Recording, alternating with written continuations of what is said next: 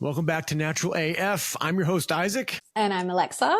And this is the show where we dive into what it means to be your true self, your deeper self, your higher self, how to connect with that, how to undo some of the conditioning, live your most authentic life, aligned with nature, reconnecting with that. So we're doing this remotely. We've got Alexa down in Sydney. I'm still up here at the holding it down at the cabin in the woods, looking like a lumberjack. Mm-hmm.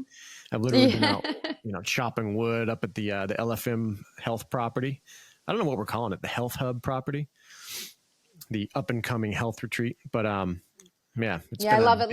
Left to your own devices, you're just literally out doing man shit. I mean, you worked over the weekend, you did the markets, and as soon as you had any second, you're out with the guys, doing work, doing stuff with wood. You're always doing plans. It's amazing. That property, I can't wait. I'm getting more pumped, getting more motivation to just make the men's group stuff happen up there, despite being typically at the markets on the weekends. Finally, guys. Just for the record, I keep telling Isaac he needs to do this.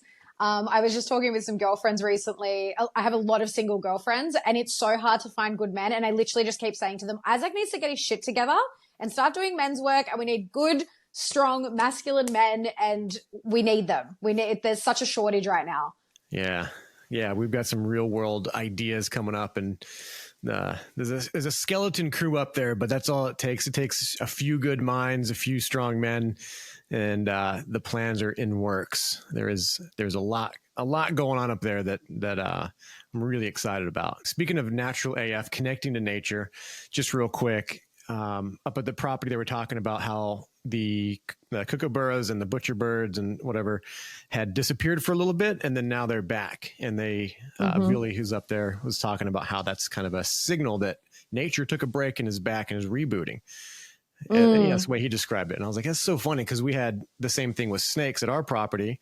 We have pythons here, and normally they're out, but we hadn't seen them in like 18 months or something. This is the time of year. We're coming out of winter and entering into spring. And interesting. I was just listening to a podcast over the last few days talking about the same thing, just the seasons and the natural rhythms. And when we're really connected to nature and those natural cycles, that is very normal in winter to retreat and go within and sort of, be more introspective and things like that. And then spring, this is the time. And we can see it where we live. All the animals start to come out and they're nesting, and it's really beautiful to watch. And Isaac and I hope to be nesting soon too, but we'll keep you posted on that. Keep you posted. Yeah, but it feels right. It feels like, spring is definitely sprung here, and being up at the property and getting this new revitalized energy and these plans coming up, like we got some really cool ideas kicking around. With that new energy, we're just going for it. And after the festival, it'll be so cool to see what other things flourish out of it. This podcast was rebooted after last year's festival, so we're still carrying that same energy. So we're just going to dive into it, get creative, figure out ways. I mean, we have some amazing guests coming up that we can't wait to interview. It's going to be amazing the next few months. I had sort of just finished confirming the next lot of guests, like for the next month. They're going to be great. And now that we're pretty much going to get most of the speakers that were at the festival, it's going to be epic. And I've actually got some other guests lined up for the end of the year that have been a long time coming, and it's just going to be epic, guys. We're taking it to the next level. Just keeps getting better and better. And this episode is no different. This episode was a joy. I wasn't really familiar with our guests beforehand, but I trust Lex, and she hooked this up, and it was amazing. Well, I have to shout out to Christopher Kay, who's a previous guest of ours. Our regular listeners should know him. We absolutely love him. After our interview, we've become such good friends with him, and he highly, highly recommended Julie Santall because he interviewed her for the film, for Anavasi. And it's just really funny because when I got onto her, I realized that I actually kind of did, we sort of knew each other, by 6 degrees of separation. And again, we just clicked with her so well. She's such an absolute gem and a wealth of knowledge. And I find it really interesting too that we kind of work in slightly different ways, but the work that we do is so adjacent or parallel or like whatever you want to call it. It's so similar. So yeah, what this conversation with Julie just resonated with me on such a deep level, and just the way that I work with people and my objective when it comes to working with people. And it's getting to the root cause of things. It's not just slapping a Band-Aid over it or taking a pill or, you know, whatever the mainstream solution is. I'm putting that in air quotes. It's getting to the root cause. And a lot of it is in our familial lines, the ancestral stuff, the trauma that not only we've experienced, but our lineage has experienced, and that comes through us. And I just, love this conversation so much. I've got to say, I've been copping some slack from family and friends, mainly family, but there was quite a string of interviews that apparently on every episode, I was like, I absolutely love this conversation. One of my all-time favorites, but literally they were. I have so many all-time favorites now because, I mean, we're coming up to like almost 60 episodes, which like 50 of them we've done together. And yeah, there's just so many good ones and so much gold. Yeah. And this episode, we fit kind of right in that sweet spot of some of the things that Alexa and I have lived and experiences that we've had coming to our own place of, you know, healing old wounds, stopping the recycled patterns of negative behaviors that we've both lived, and how that truly works versus the numbing or the checking out or the spiritual bypassing and all that. So Julie really cuts to the chase. She gets into it and speaks some powerful truths. And if you follow the thread through some of these interviews, I think Julie said that to you like an email or offline or something about how we know a lot of the same people and we're speaking to some problems from kind of a fresh perspective, but it's been there all along, but there's so much noise out there. There's so many people, you know, some with good advice, some with not so good advice. But discernment really is so important.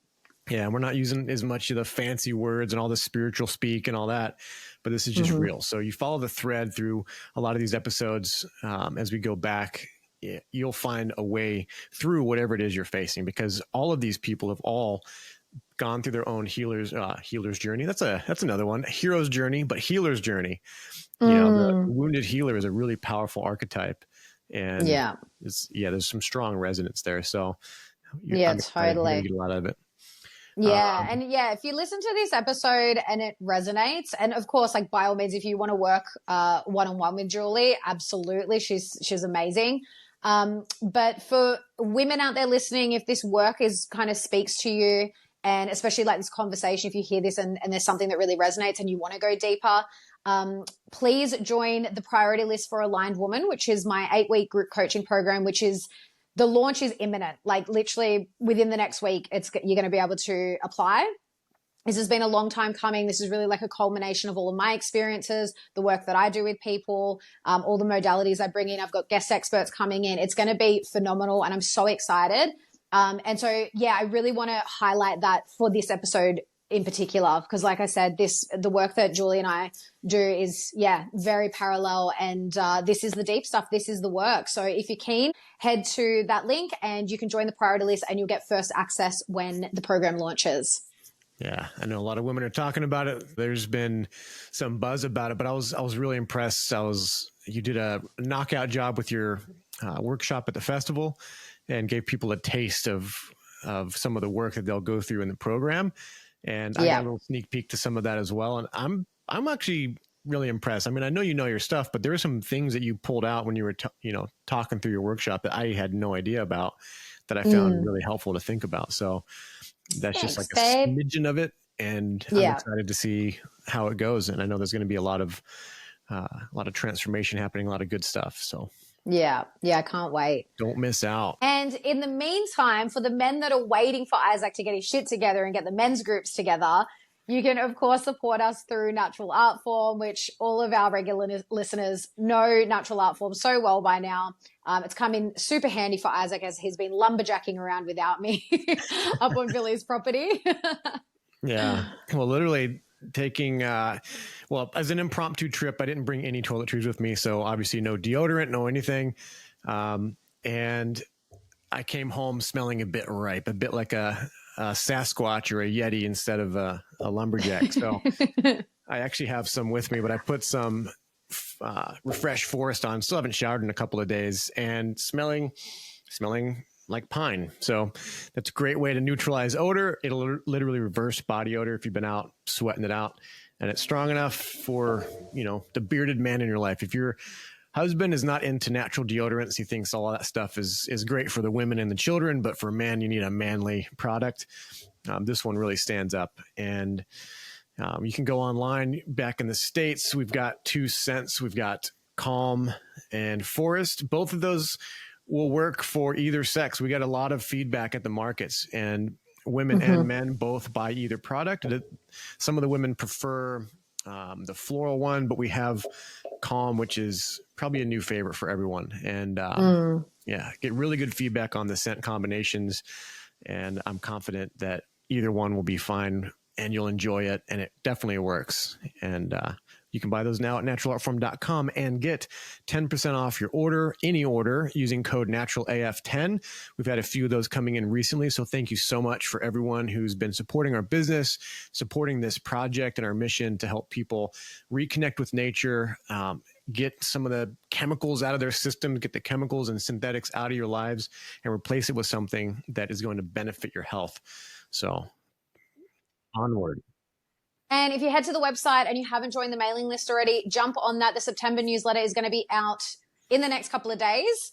And we've got a new product launch coming very, very soon. And so if you join the mailing list, you'll get first dibs on that when we pop it up on the online store. Absolutely. That's where you get all the news first. And if you don't want to wait around for the next episode, but you want to get the earliest round of new products or discount codes and all that, yeah, definitely get on the newsletter. So we have to let you know, guys, quickly that we had to record this interview through Zoom, which we don't normally use.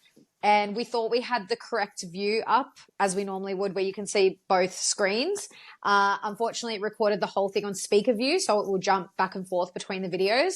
So we apologize for that, but I'm sure most of you are probably just listening anyway, so it's totally irrelevant. But just want to tell you that that's just a one-off, and it'll go back to normal as of next week. Yep. It'll never happen again until the next time. Yeah. And if it looks like I was sleeping like a vampire bat and my face is all puffy, I don't know why. Maybe I ate too much sugar or something. I have no idea, but my face was puffy. He looks like he just rolled out of bed, but I can assure you he didn't. I don't know what was going on that morning, but I was getting ready and we both got up at the same time. I was in getting ready. I came out, we sat down to record, and I looked at his face. I was like, why is your face so puffy? You look like you just got out of bed. He's like, I don't know. I know. So, I need a gua sha it. Totally. Maybe I reckon something bit him in his sleep. Isaac notoriously swells up from bug bites. Maybe it was a python. Maybe I had the python wrapped around my neck while I was sleeping or something. I don't know. So, all right. Without any more ado, let's forge forward into this journey of healing and transformation with Julie Santall.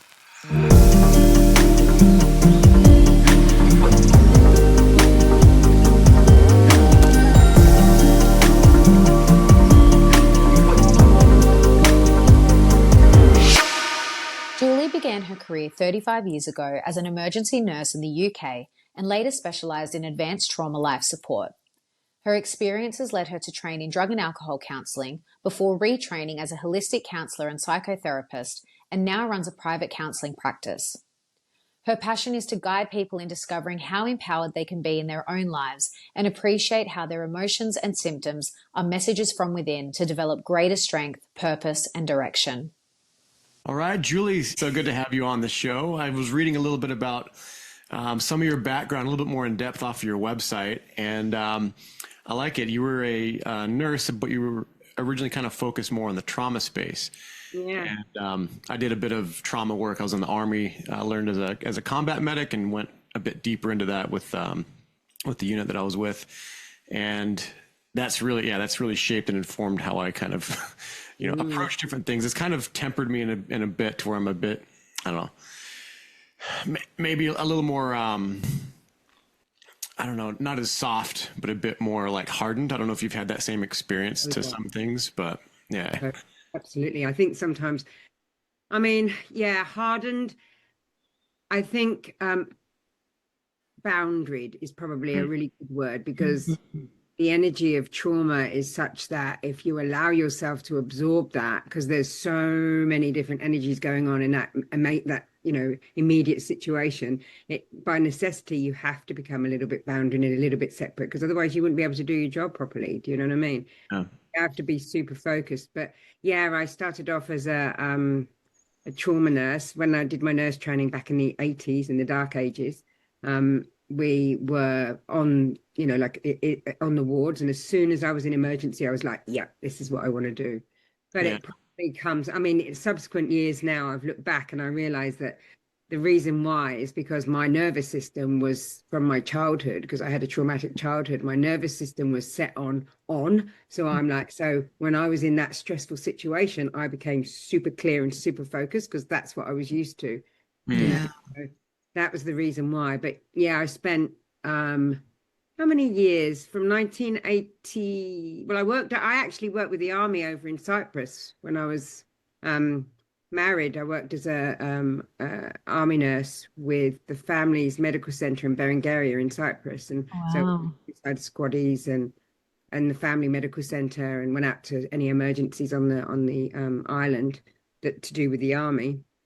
And then I moved back to England and worked in the emergency departments in London, and I was actually in the Chelsea and Westminster before it changed, when the bomb went off in 1991 in the Victoria Station, when it was supposedly the IRA, but now we know that it probably wasn't. But a nail bomb went off, and that was before triage. And I remember we heard it. We were on night duty, and we heard it go off, and we're like, "What the hell's that?" It sounded like a car backfiring? But I walked out into the waiting room to see what was going on, and it was like the zombie apocalypse. Like there was people covered in blood, just oh my gosh, literally walking towards me, and I'm like, "Whoa!" And I ran back in. I said, "I think you better come out." But yeah, and then I moved over here and was sponsored by the Alfred, worked in the trauma center there, and moved into complex psychosocial drug and alcohol with the heart program, and then gradually, steadily moved my way through until 2012. I had this sort of I was working for a pharmaceutical company, and I was traveling around the country teaching children how to inject human growth hormone because they were born without pituitaries or Noonan syndrome. And I was also working with reps, and I began to see what was going on in the pharmaceutical companies, and it began to be really uncomfortable. And then you know how the universe or God, however you want to look at it, kind of like put something in your way. And I had 3 prolapsed discs and I couldn't work. And I was walking. All I could do was either walk or lie down. That's all I could do. And I walked past the Gawler Center, which was a meditation center, and they used to do meditations for people who had cancer. And there was a sign outside, and it was a sign, and it said, "Are you in pain?" And I was like, "Oh, yes, I am. I'm in a lot of pain, emotionally and physically." And it said, "Learn to meditate." And I thought, well, why not? I got nothing else to do. And that was the beginning of my, I don't know, I can't even explain it. It was like everything opened up. Do you know what I mean? It was like everything opened up, and I began to see things in a different way, and it gave me space, made me start questioning. I had a year left working at the pharmaceutical company, and I knew I couldn't stay. And so they actually made me redundant. And it was just a series of situations whereby my relationship finished. And I heard one day when I was sitting outside in the garden, and I was contemplating life, and I heard this voice, and it was a very separate voice, and it just said, "You're fighting a mirror." And it was like a light went off inside me. It was like, oh my word, it's me. It's coming from me. I'm doing this. And then it's been a journey since then, you know? Yeah. Wow. I got shivers with that, because I didn't have quite of a clear example of that, but there was like a spark where I was like, oh my God, like these problems I've been having in my life that can't seem to shake, it's coming from me. Yeah. Realization. Yeah. It is. It's quite incredible, isn't it? It's like, it was honestly like somebody had switched something on in me. And when I look back, I can see over the years there were times when I was like, that doesn't seem right, and that doesn't seem right, and that doesn't seem right. But you kind of like get on with life. I was a single parent, I was trying to work and bring my child up, and you just get lost in the minutiae of life. But but that time, my daughter had grown up and she'd moved away, and yeah, it was just like this big awakening. And I remember I went back to the UK to look after my mum, and I was going back there for 3 weeks, and I ended up staying for 5 months. And I started reading about, that was when everything, all the information came in. I bought myself a computer out from the payout, and it was like a portal. It was like a portal of information. And I was reading about 911, and I was reading about this, and you know how it is when you first wake up. Well, wake up, come away. Yeah. And it leads you. And I read about ayahuasca, and I was like, right, that's it. I'm selling the car. I'm going to Peru. I'm going to do ayahuasca. I never did that. But what happened was I joined Melbourne Against Chemtrails, and he's my friend. Well, we've lost contact now, but he saw my request and he thought I was in England, and he thought, oh, I'm not going to say yes because she's over in England. But something, he said to me afterwards, he said, something made me say yes. Then when I got back, I joined his orgone group. I met my friend Chris, who invited me to an ayahuasca ceremony. And I feel like I've just been literally, right, you're going that way now, and you're going that way now, and this now. I literally just feel that. And every time when you will have had these experiences where, you get a bit shaky and you think, oh, and then something happens and you feel, and you just realize, okay, I'm being guided. It's okay. I'm being guided. As long as you can reach that part of you within here and just silence all the noise and regulate your nervous system and find safety within, and you realize that you're being guided, Yeah, I've definitely had that experience where I used to tend towards being a control freak. Still do a little bit, I'm not going to lie, but Me too. but in the grand scale, like just in the way I approach life is so different now. I was always trying to control everything, and always I had so many expectations, and this was the outcome, and then when it wouldn't work out the way I wanted it, I would just spiral, and I'd be upset, and I'd be depressed and whatever. And I've had that experience of just letting go and surrendering, and to God, to universe, source, whatever people want to call it. But for me, it was to God, and then strengthening that connection with God, and knowing that I'm always held, and I'm always safe, and I'm always guided by that. And my life just completely transformed from there. And I actually wanted to ask you, Julie, because I'm curious, when you said you started sort of moving into more of the, from your nursing into more of the, the psychological side of things, did that reflect your own journey at all? Were you starting to look at that stuff in yourself, or not at that point? Was it not until you actually sort of left the medical industry? Not at that point. When I started moving from the emergency side of things, it was a slow drip, Alexa. It was a slow drip. So when I look back on it, because hindsight is 20/20 vision always, and when I look back on it now, I realized that things were being shown to me, and I was having a deeper understanding about things. So my role, I moved from being a trauma nurse in the emergency department into what they called the hospital at risk program. And what we were doing is we were creating management plans for people who are frequently presenting to the emergency department with complex psychosocial issues, homelessness, so-called mental health. Yeah. Now, up until that point, I believed that it was mental health. But when I sat and started really talking to the people that I was talking to, I realized that they had the most horrendous of childhoods.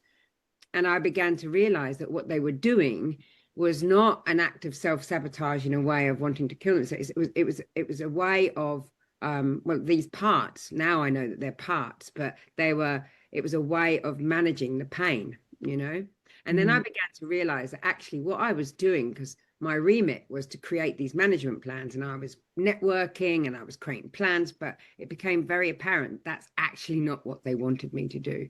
It wasn't actually what they wanted me to do. So I began to see that the way that the people who work in this system have got big hearts. Well, some of them have, up in the higher echelons. I question it sometimes, but on the lower echelons, if you like, there are big hearts wanting to do the best, but finding that the system won't allow it. And so it was my journey through that. I left the hospital, moved into homeless persons program, started case managing people, working with people with active drug and alcohol, really chaotic lifestyles. And then found myself, well, I've been homeless 3 times, but things have happened, and found myself in that situation of having a home, not having a job. My daughter had left, my relationship had finished. I was literally, it's like somebody had tipped me upside down and gone like this, and everything that I didn't need out and left that ground zero, if you like, then started building up from there. And that's when I began to realize, I got into drug and alcohol nursing, then I went into drug and alcohol counselling, and that's when I realised that this was fundamentally trauma, and Australia is very behind, or was very behind, in acknowledging that trauma, and it's a hackneyed word now, because trauma, what does that mean? But it's our childhood experiences, our family experiences, our ancestral experiences and energy that comes down the family line that actually then impacts how we are in this world, how we respond, how we react, how we are in this world. And so it's been a very gradual sort of realization that actually, you know, that it's more energetic than anything else. Does that make sense? Yeah, absolutely. Yeah, because and the reason I asked, and I'd love to get into it some more, like, where was that turning point for you where your own experiences started to really inform the work that you do with others? Because I know I've had that experience. A lot of people we've had on this podcast have had that experience in the work that they're doing now with people. A lot of it has been informed by their own experiences. And, you know, like what you said too, like, you really, like, when you look back, like I look back now and all the, you know, I suffered with depression from quite a young age and for many, many years, and, you know, went through the mental health system, and they just send you to a psychologist and it's talk therapy, and it didn't work. And I always say it's not that there's no place for talk therapy. It's just such a small piece of the puzzle, especially in terms of, like, when you're looking at, you know, the conscious mind versus the unconscious mind. Conscious mind is like 5%, and that's all that talk therapy is addressing. But yeah, I look back now too, and I'm just like, you're always being guided, even when you feel like you're not, because all those really, what I felt like were really horrible experiences have shaped me into who I am now, and have, like, now I look back and I'm like, I'm so grateful for those experiences, because now I can help others through that, because I've been there. Like, I fully understand it. It's not like, it's not like the psychologist sitting in an office that studied for 6 years and they're just giving you textbook stuff. Like, they haven't lived it. And if they have, in that setting, in that model, they're told not to, you know, you got to have the boundaries, the professional boundaries. And totally, 100%. Well, Alexa, when I was 15, 16, I was anorexic. You know, I've done a lot of work around my parents. My mum probably would have been given the diagnosis, and I'm not one for labels or diagnosis. They're useful only in so much as that they can describe a set of symptoms that somebody is experiencing or exhibiting. So that's their utility.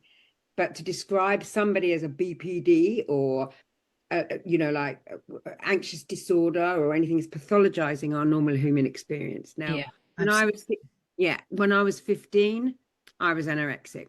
I stopped eating. My mum showed her love through feeding. When I realized that her experience was her dad, my granddad, was a policeman in the war, in the Blitz in London. Now, I don't know what happened to her mum. I think her mum definitely wasn't at their wedding when my mum and dad got married. So she must have died young. So my mum didn't have a mother experience. She was evacuated as a 5-year-old to Wales and to live with her grandmother. The only other thing she said to me about her grandmother is that she hated her grandmother, hated her. So something horrible must have happened back there. But she lived with her grandparents in a cold miner's hut, 5-year-old, away from her parents. That is developmental trauma right there. So that is what informed her as she grew up. Now, there was never any food, so she used to hoard food. She'd buy food even when, now I've got that trait as well. Ironically enough, I have that trait and I'm aware of it and I see it. And I know that it's not mine, it's coming from here because it's a form of control and safety. That's how she saw safety. And love to her was feeding because she wasn't fed. So she used to feed us. My only rebellion was to stop eating. I couldn't, because I was the family scapegoat. I could see it like it was. I could see the dysfunction. My dad was violent. My mum was emotionally abusive. Both of them were very damaged. I can see that it was now for what it is now. And I have huge compassion. That doesn't mean to say that I, like agree with what they did, but they were doing the best they could given the circumstances. But the way that affected me meant that I had to, like you were just saying, Alexa, control. I had to control. And the ultimate control was to control what I ate. And my mum took me to a psychiatrist and put me on Abilify. Nobody asked me what was going on. Nobody asked me. I was always overweight as a child and I was bullied. So I was spat on. I had rocks thrown at me. It was horrendous. And so I learned that my appearance, I was accepted through my appearance. As soon as I lost weight, I was attractive. And so it set me on a whole chaotic course. When I look back on my early 20s, I'm surprised I actually survived, to be quite honest, And so I've taken the drugs. I've been addicted to opiates. I've been on Effexor and come off. I was so dysregulated after my marriage ended as a single parent that I was having what I thought at the time, coming from a predominantly medical background, were epileptic fits. I was disassociating. I was getting tunnel vision. I was having intense deja vu. I would hear voices that weren't from my dreams. I'd see faces that it was enormous. And I was diagnosed with idiopathic, meaning I don't know, oral lobe epilepsy. And I was on Tegretol and lamotrigine for years. Wow. And on Effexor and on Prozac. And so I've experienced that. Do you know what I mean? I know, I can't say I know what other people's experiences are like, but I've experienced that traumatic, that damage. Do you know what I mean? And I came off those medications, and sometimes I think I'm a bit of a brick because I literally just came off them just like that. Wow. I just decided. I just stopped taking them. I just stopped taking them, cried. This was back in 2014 when my second relationship was breaking up. And I just cried and cried and cried and cried and cried and cried for 2 weeks. And then I was fine. Wow. But I didn't know that you weren't supposed to do that. I had no idea. And there was me working in the medical system. Do you know what I mean? So all those experiences, and I tell you that to say that all those experiences led me. And again, I was guided. It wasn't something that I grew up with. I had no idea about any of these sorts of things. I remember in 2014, I'd started this course, Masters in Social Change. And we went on a weekend away and everybody was talking about Rumi. And I hadn't even heard of Rumi at that stage. I didn't know who Rumi was. You know what I mean? But it literally catapulted me into, well, now it's been 15 years worth of self-exploration. And, had several ayahuasca journeys, which opened me up to all sorts of things. I'm exploring, I'm reading the Bible at the moment. I'm reading it chapter by chapter by chapter, and I'm reading the Book of Enoch. So I'm just like, it's opened me up to so much. But what I find is with my clients is that the situations that they experience, I've had that experience. And also what's really interesting is that things will come up for me and I'll have to work through it. And then I'll have a client who's going through that. And so I've done that work. And so I can come from a position of, this is what helped me. So whilst I don't fully self-disclose, because I don't think that's helpful, because there's some sort of relationship that needs to be there between the counsellor or the therapist and the client. The client needs to know that you're a safe person and you're not going to dump all your nonsense onto them. Yeah, exactly. But at the same time, you can disclose your experience to show that it is possible. And that's what I want everybody to know, that it is possible to move through this. And I've worked with people where it's been possible for them to move through this. Yeah. You know, they can make those changes in their life.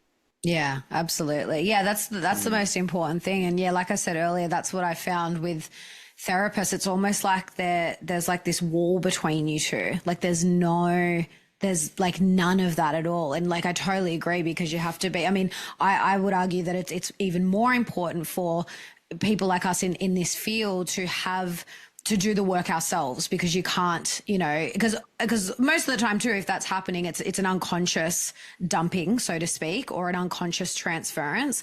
And so you got to be really careful of that. But yeah, I just agree. Like, and I know, like, just looking at the guests we've had on our podcast and the people that we listen to, the ones that have the most impact are the ones that have had those real life experiences. And quite often they've been quite severe. But I've said it many times on this podcast, and it's a big belief of mine in life, is that I do believe that our greatest challenges, when we do the work, become our greatest strengths. And that's the gifts that we have to offer to the world. 100%. I always see it as I'm walking beside somebody. Do you know what I mean?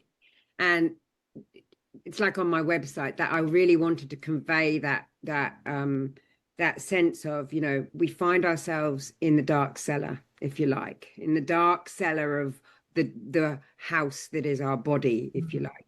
And I like to say that I carry the torch for the person until they can carry it for themselves and light the way for themselves. And that's, you know, I've had many people come into my life and still do. I still have, you know, my friend Cynthia is a huge mentor for me. You know, I have my mentors that I go to.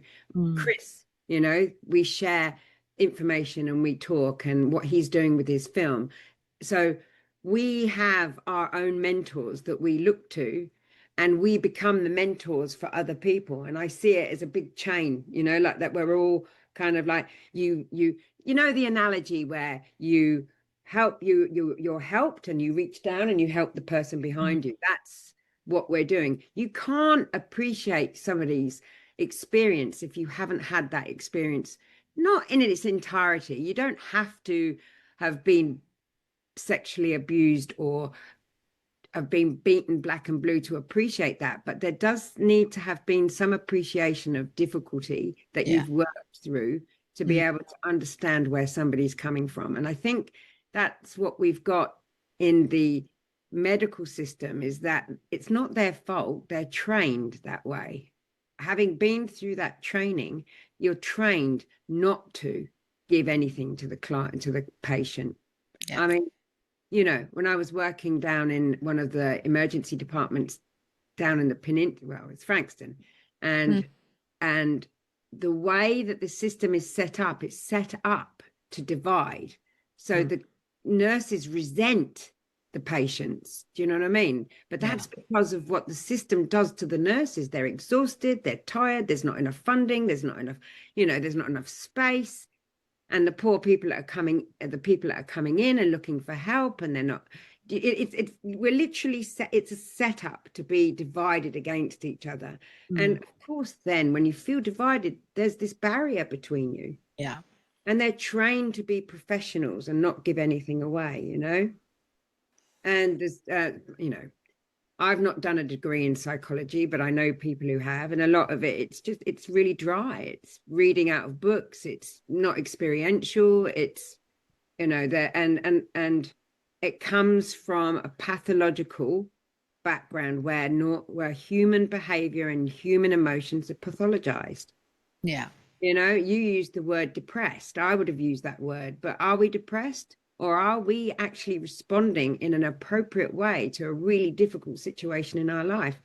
There's a quote that's been attributed to to Krishnamurti, and he didn't actually say it like this, but the idea of it is that it's no measure of good health to be well adjusted to a profoundly sick society. Yeah. And it isn't, you know, it really isn't.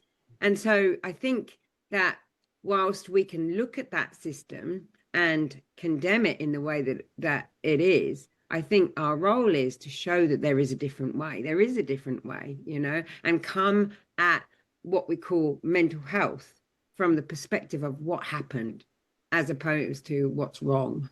You know? Yeah, totally. Yeah, really like the is it really to jump into the concept of the multi-generations, but because part of that was deep into my story as well with the negative relationship patterns. And it just blew me away that without my dad telling me about his first wife, I basically repeated that whole section of his life. You know, it lasted over 12 years for him, lasted about 2 years for me, but with someone who was similarly, you know, traumatized. I don't know the full story of their childhood, but described a lot of what you were describing about trauma. And there was, you know, what was diagnosed as like bipolar, and then there was like schizophrenia and visions and voices. And later on, I found out from my daughter, who's not related to this woman, but was there, that there was like, that she was able to see an actual entity there in the room with us while we're kind of going, you know, fighting or arguing. And yeah, it was very tumultuous, very traumatizing to my daughter. But now I'm explaining to her as I'm learning, it's not to like, you know, oh, it wasn't my fault. It's like, I'm owning all of it. In fact, I'm owning the generations before me that had experiences that contributed to the things that I would attract into my life, and then how I would respond to them. 100%. And the point where I can choose to let it continue or begin looking for the ways to release it. 100%. And the word that you use there is really important, is choice. A lot of people think that we have choice. Do you know what I mean? We think when we're in that situation, we think that we don't have a choice, but we actually do have a choice once we become aware of it. Once we become aware, and you're so right about, I'm about the generational aspect of it. I'm learning slowly, really slowly, family constellations. If I could just study. Amazing. So I use structural constellations in my work, which is fundamentally we're using, because I come from a perspective of internal family systems where we have parts, and our parts are there to protect us. And when people start to understand that part of us that does shout and scream and row and gets angry is there to protect us, it's doing a job. And so when we can see it from that perspective within ourselves, I can look at my mum and go, oh, you poor thing. You were just really, what happened to you, you didn't know any better. Now at the time, oh my God, I hated her. You know, I hated my dad. I hated my mum. I was, you know, like my go-to was fight, flight. It was fight. And I would fight, you know, and there was poltergeist activity around the place because of the energy that was being created through me. And when we realize that energy is being fed off, you know what I mean? It's literally been fed off and then recreated. That brings a whole new definition into the whole paradigm of what we're working with and how we appreciate what people are going through and what they're moving through. But, you know, once we start the work, Isaac, with what you were just saying there with your daughter, once you start that work, the Iroquois Indians, they have that philosophy of when we heal ourselves, we heal 7 generations forward, 7 generations back. That generational trauma, when you map it on a genogram, I'm telling you now, you can see it coming down through the family line. I had a client yesterday, and when we were mapping out her genogram, I said to her, can you see that there is no possibility that there would have not been what was happening in your life? This is what has been programmed into your family line. And here you are in all your bravery, facing it, these horrible feelings, these painful feelings, these feelings of deep vulnerability, you know, this crying, this pain, the experiences that you're having. This is You know, this is, I'm going to get into one now because this is what I think is what's happening in the world. I think we, you know, if you think about Genesis, right? God made the world, made us and made us out. He picked up the earth and made man. Now we can use that as mythology, you know, that if that's a myth, some people take it seriously, literally, but I'm studying things through myth now. Now, if you think that we come from the earth, now, what's happening at the moment, I feel, is we're going through a time of transition. The earth is moving and shaking. It's shaking off everything.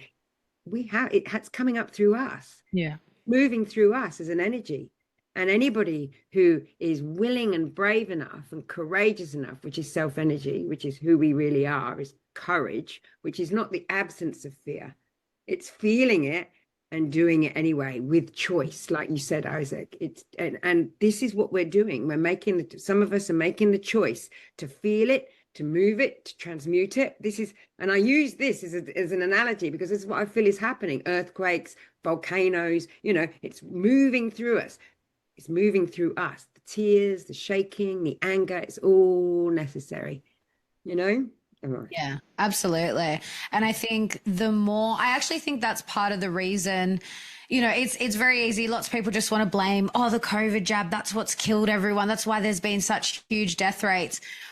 Yes and no, like you can't deny that that's an aspect of it to some degree, but that's not the reason. I fully believe that through this transitional period, if you're not ready to, like you said, if you're not ready to feel what's coming up and deal with it and transmute it and grow and evolve, you're going to get left behind. And unfortunately for some people, that means that their life's not going to continue here on earth at this time. And I think that that's very necessary. You know, we go through these natural cycles. And I know for me, that's like, I made that decision again. Like I made that choice where I was like, I'm going to do the work, because from the moment that I decided I want to have children, I was like, I don't want to pass on all this unconscious stuff. Now, that's not to say I'm not going to pass on anything. They're always going to carry all of our ancestral memory, and that's fine. I trust that they're going to be able to deal with whatever comes up for them in their lifetime. But having this knowledge, like for me, I'm just like, I can't have this knowledge and not want to change things for not just for my familial line, but for the world, like at large, because what we're going through right now, we can see it, like we can feel it, like people that are in these communities, we can feel the shift that's happening, and you can feel the frequency is changing on earth. And what a time to be alive, honestly. I remind people of that. I have to remind myself, you know, I don't know whether, I mean, I've read Joseph Campbell. Have you read Joseph Campbell's The Journey of Souls? Oh my word, have a read of that. Write that one down. Yeah. But and there's another one, Brian Weiss as well. And they were basically working as a therapist and hypnotherapist with their clients, and they were moving people back through hypnotherapy, which is just focused attention. That's all therapy is. It's just focused attention back to their childhood and then back into past lives. And if what they say is true, we sign a contract, we have a soul group that we come through with the people, you know, and I say to my clients, what happens if that person who caused you that most amount of pain, what happens if you were hanging around in the ethers, whatever, and they said, I'm going to do this. It's going to be horrible. But what will happen is you will learn this from this. If we don't do this, you won't learn this, you know. Now there's loads of people out there saying, oh, well, if there was a God, it wouldn't be like this. I don't know about any of that. But what I do know is, in my experience, in our experience as we are here now, is that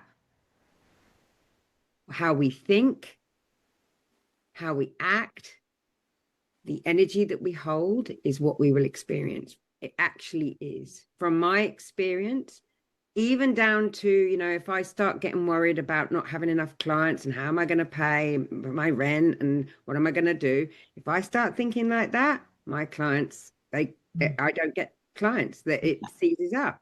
Whereas if I just remember, okay, I'm trying to control it. I'm not in trust. I'm not in faith. Now, that's not to say that we don't do anything, because the New Age would just say we just sit back passively and manifest and it will all come to us. And that's nonsense as well. Yeah. We have to be in this. We have to be actively engaged energetically in this, which means we take self-responsibility.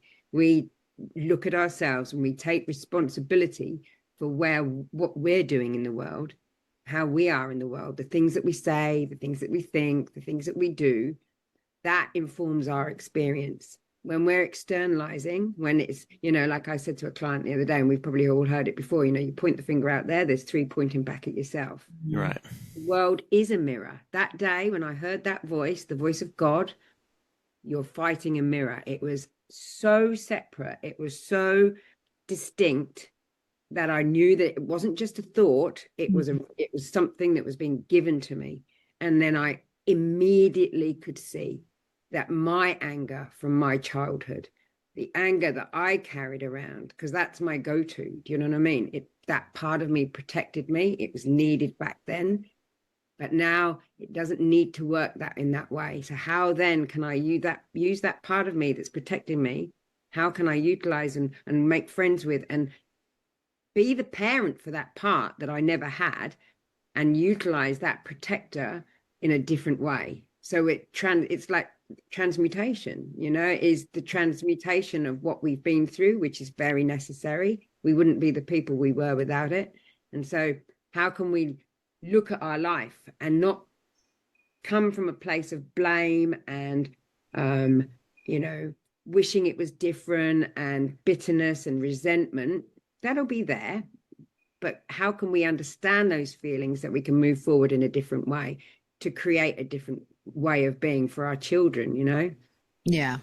And I think I love that you bring in parts work, because I think parts work is so crucial when it comes to any form of self-exploration, self-healing, all of that, because as a first step, like for me, I know when I started learning that stuff and doing some of that work, it creates this separation where you don't identify as that part, because that's what so many people do. And even in the language that we use, like I've done NLP, like I'm certified in NLP, and I loved it because after I did that, I just remembered, like, you can't hear people speak like just without picking up on things anymore.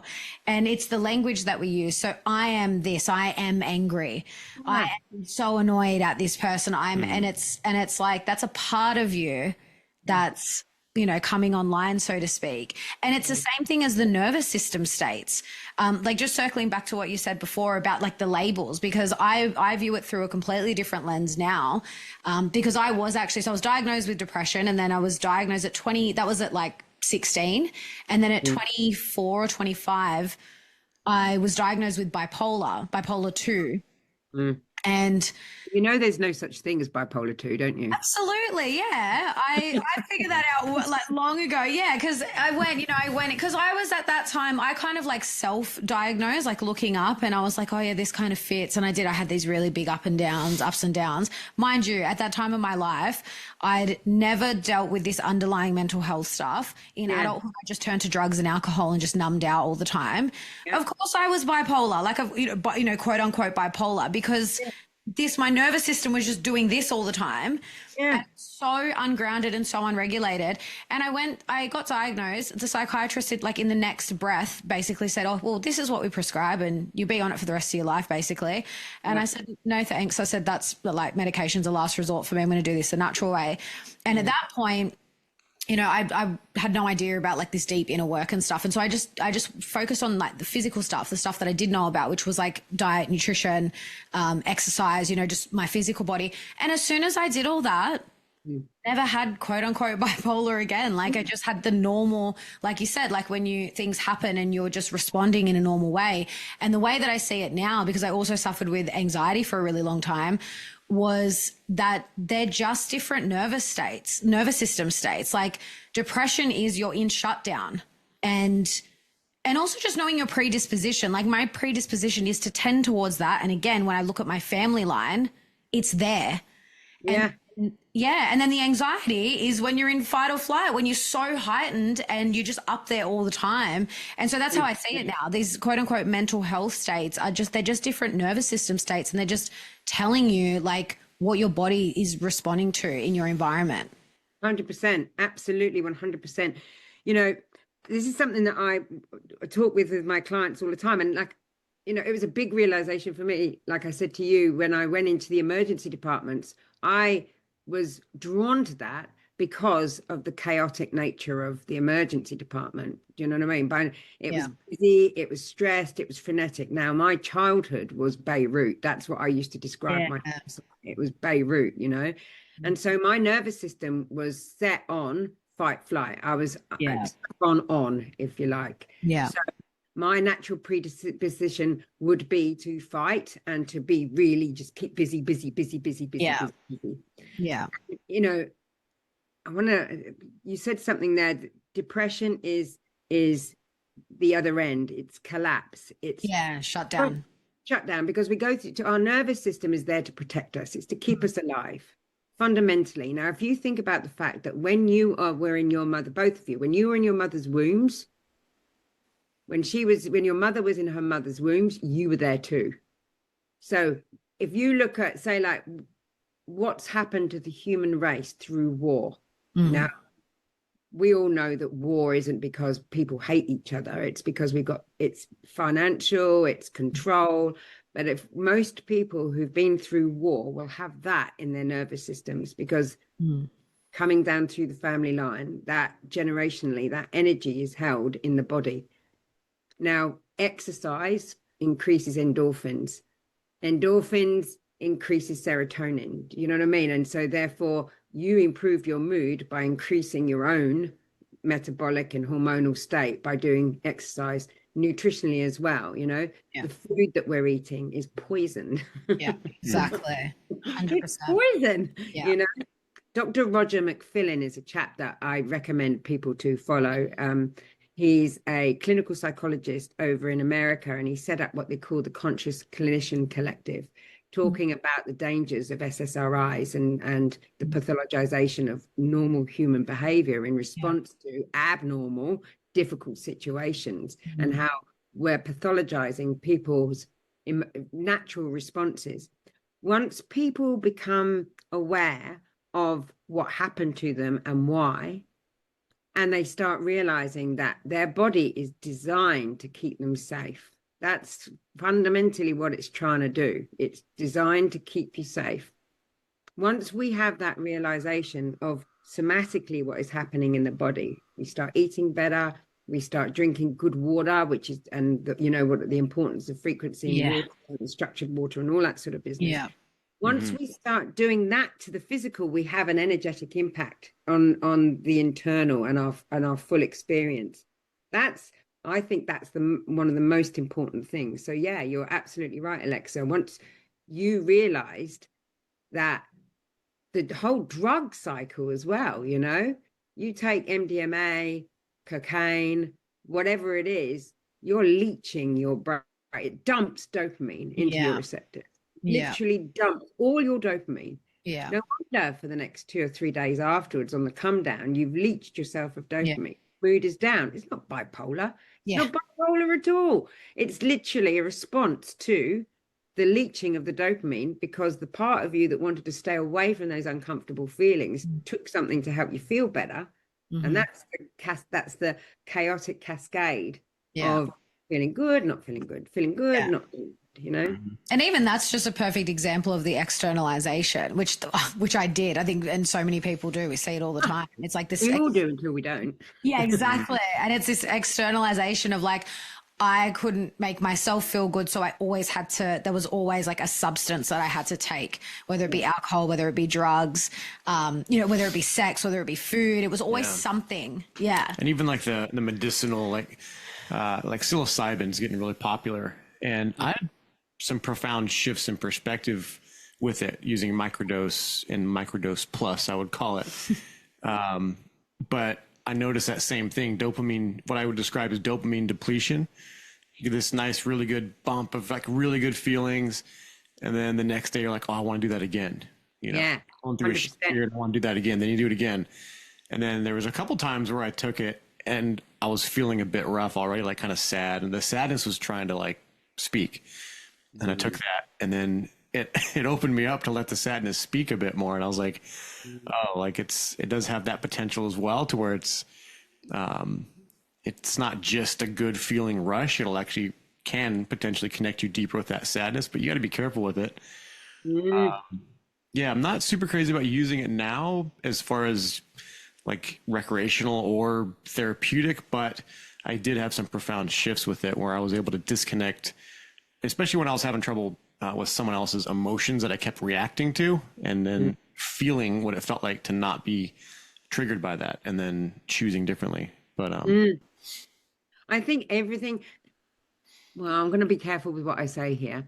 Not everything has a place, but things do have a place in our life. And there is a lot of discussion about psilocybin assisted therapy. I think it has a huge place as long as it's guided, and as long as what you've just highlighted there, we're not using it to bypass or to rely on, because the work has to come from within. So I wouldn't say to somebody necessarily don't use psilocybin, but go into it with the awareness of why you're using it, how you're using it, what you're doing it for, who you're doing it with, all those sorts of things. Street drugs, you know, I can see why people use street drugs. I mean, I remember a young man when I was working as the overdose prevention nurse. I mean, what a ridiculous, that's what I used to say. I said, I'm not preventing overdoses. I'm fundamentally pimping for the pharmaceutical companies, Narcan. That's all I'm doing. You know what I mean? It's just literally, if I was preventing overdoses, what I'd be doing is I'd be sitting to them and saying, what happened? What happened to you that there's a part of you that feels that it needs to take you out? That's a protector. It's a vagal collapse, it's disassociation. It's a part that wants to take you out because it sees that as a way of not feeling. Yeah. We've been inculcated to believe that our feelings are the thing that we need to get away from. Everybody, this is not, and in no way is this a kind of an insult on people or trying to degrade anybody, but we're all comfort seeking. That's what we do. We comfort seek. Programmed to do that. 100%. And so we'll do anything to stay out of pain. We'll do anything. Like it will, even to the point of actually ending our own lives to stay out of pain. The real bravery, the courage comes from being with that pain. And given the fact that, you know, a feeling, well, it's like I used to say to my clients who are coming off drugs, or I still do actually, you know, we call it urge surfing in drug and alcohol counselling. So an urge comes, and now an urge will be there for 90 seconds. That's it. And if you can be with that feeling of desperation or that feeling, the mind will want to make meaning of what's occurring in the body. It wants to make meaning of it. Oh, this feeling means that I'm nervous. This feeling means that I'm scared. This feeling, whatever. That's even if you're aware of it. Do you know what I mean? But if you can just be with that sensation, sit, hold, be with your breath. And it takes a lot of resourcing. It takes a lot of work to get to that point. But if you can be with that, those feelings, those sensations, they'll come and they'll go. And having the feelings, crying, shaking, roaring, you know, whatever it is, having the feelings, moving that energy out and through, you'll realize that you're not taken over by it. You're not sunk by it. It's not going to take you out. It's the fear of the feeling that continues the behaviors. It's the fear and so many people are being put on medications now. I mean, like, you know, 7-year-olds on Ritalin. I know, it's ridiculous. I mean, what are we talking about here? I've got 2 clients who were put on Ritalin when they were 7, young boys. No child is supposed to sit in a desk all day long listening to an adult. Right. You can't do it. So you've got this child who's fidgeting, wants to get out there and play. And because we've got this restrictive system, the child needs to be controlled. So they're put on Ritalin. Their little brains are developing on amphetamines. Ritalin, Adderall, all those are one chemical molecule away from methamphetamine. Wow. That's insane that they do that to children. Yeah. And then they have a drug-induced psychosis. So they're out. And then they go to a psychiatrist and they're put on olanzapine or antipsychotics. And that's it. That's it. They're in the system. They're in the mental health system. They're called schizophrenic and psychotic on really strong, powerful antipsychotics, really strong, powerful SSRIs and tranquilizing drugs, like sedative drugs. And that's it. And so I've got these clients who that's what happened to them. That's what happened to them, and they're in the psychiatric system. And it takes a lot to get away from those drugs. It takes a lot of work. Yeah. And what I was going back to what I was saying about Dr. Roger McFillin, he's a clinical psychologist who started this conscious collective warning people and giving informed consent, And that was one of the things back in when the nonsense was happening and I lost my job, my manager said to me, would you be willing to tell your clients to take the injection? I went, no. Got to be honest. Yeah. Yeah. And she said, why? And I said, because I can't give informed consent. I can't tell them because nobody knows what this is. So informed, I mean, once people are informed, they can make their own choices and then they can start the journey, whatever journey that they want to do. And sometimes, I mean, I could go on about this, but sometimes that might be their journey. Yeah. That might be their fate, in family constellations, we have to honor the fate of the person and we have to help in harmony. Yeah. Doing here. Well, yeah, pharmaceutical drugs, I've got to say, like, thank God, because that's my background is my mum looked into vaccines. Like I was vaccinated until about 4.5 years old. She stopped me and my brother's never had a vaccine in his life. And that was kind of, I would say for my family, our first awakening experience to like, we always I grew up knowing about big pharma. We never, medications were a last resort. We didn't, and of course, we still went to the doctor. We would kind of go to the doctor to get diagnosed for whatever. I used to get ear infections as a kid, whatever. And then my mum we'd get the diagnosis and we go off to the homeopath and say she's got this. I'd have a consult with the homeopath. They'd give me the homeopathic remedies and I'd be fine. But yeah, when you're altering your body's chemistry and because we had Jerry Marzinski on recently. Oh yeah, I've spoken to him. Yeah, he's great. And, when they're making these pills, these medications based on the false presumption that there's a chemical imbalance in the body, which it absolutely is not. That's such a load of rubbish. That was one of the things that I learned, early on, in my experience. I was like, because I used to think that because that's what I was told with my depression. It's just a chemical imbalance. And then I think around the time I started studying nutrition, I was like, this is absolute rubbish. It's not a chemical imbalance. And if it is, it's not in the brain because all of those hormones are created by the gut bacteria in the gut. Anyway, but and of all the drugs, of all the drugs, alcohol, all the stuff that I took in my 20s during that period of time, the worst experience I had in terms of abusing it and also how I would feel after were prescription pills. So I used to take Xanax recreationally. And I would do things completely blacked out where I was fully functioning and no memory whatsoever. I'm talking driving. There was a huge incident at a bar with someone that I don't remember. It was so bizarre because I watched myself on CCTV and I wasn't conscious. It was so bizarre. And that's when after those experiences, I was like, I fully believe that there's black magic that goes on with pharmaceutical drugs. That's a whole, that's a whole other rabbit hole because to be fully functioning and have no conscious memory, something's inhabiting your body and it's not you.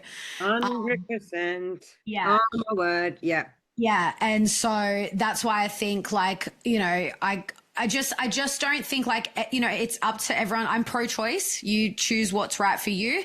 But I don't think that prescription medication, long-term prescription medication benefits anyone. No, it doesn't. It absolutely does not. I'm really glad that you brought it up because I had conversations with Jerry Marzinski because when I heard him and I was actually in a podcast with him, but it never came out. But I heard him talking and I thought, oh my God, somebody thinks the same way as I do. So I got in contact with him.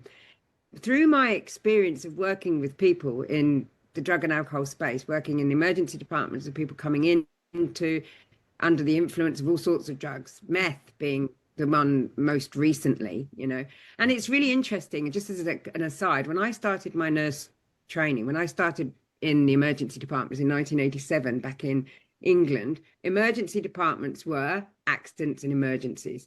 There were builders with cuts and, tummy problems and back pains and head injuries and that sort of thing. Not very many drugs and alcohol, not at all.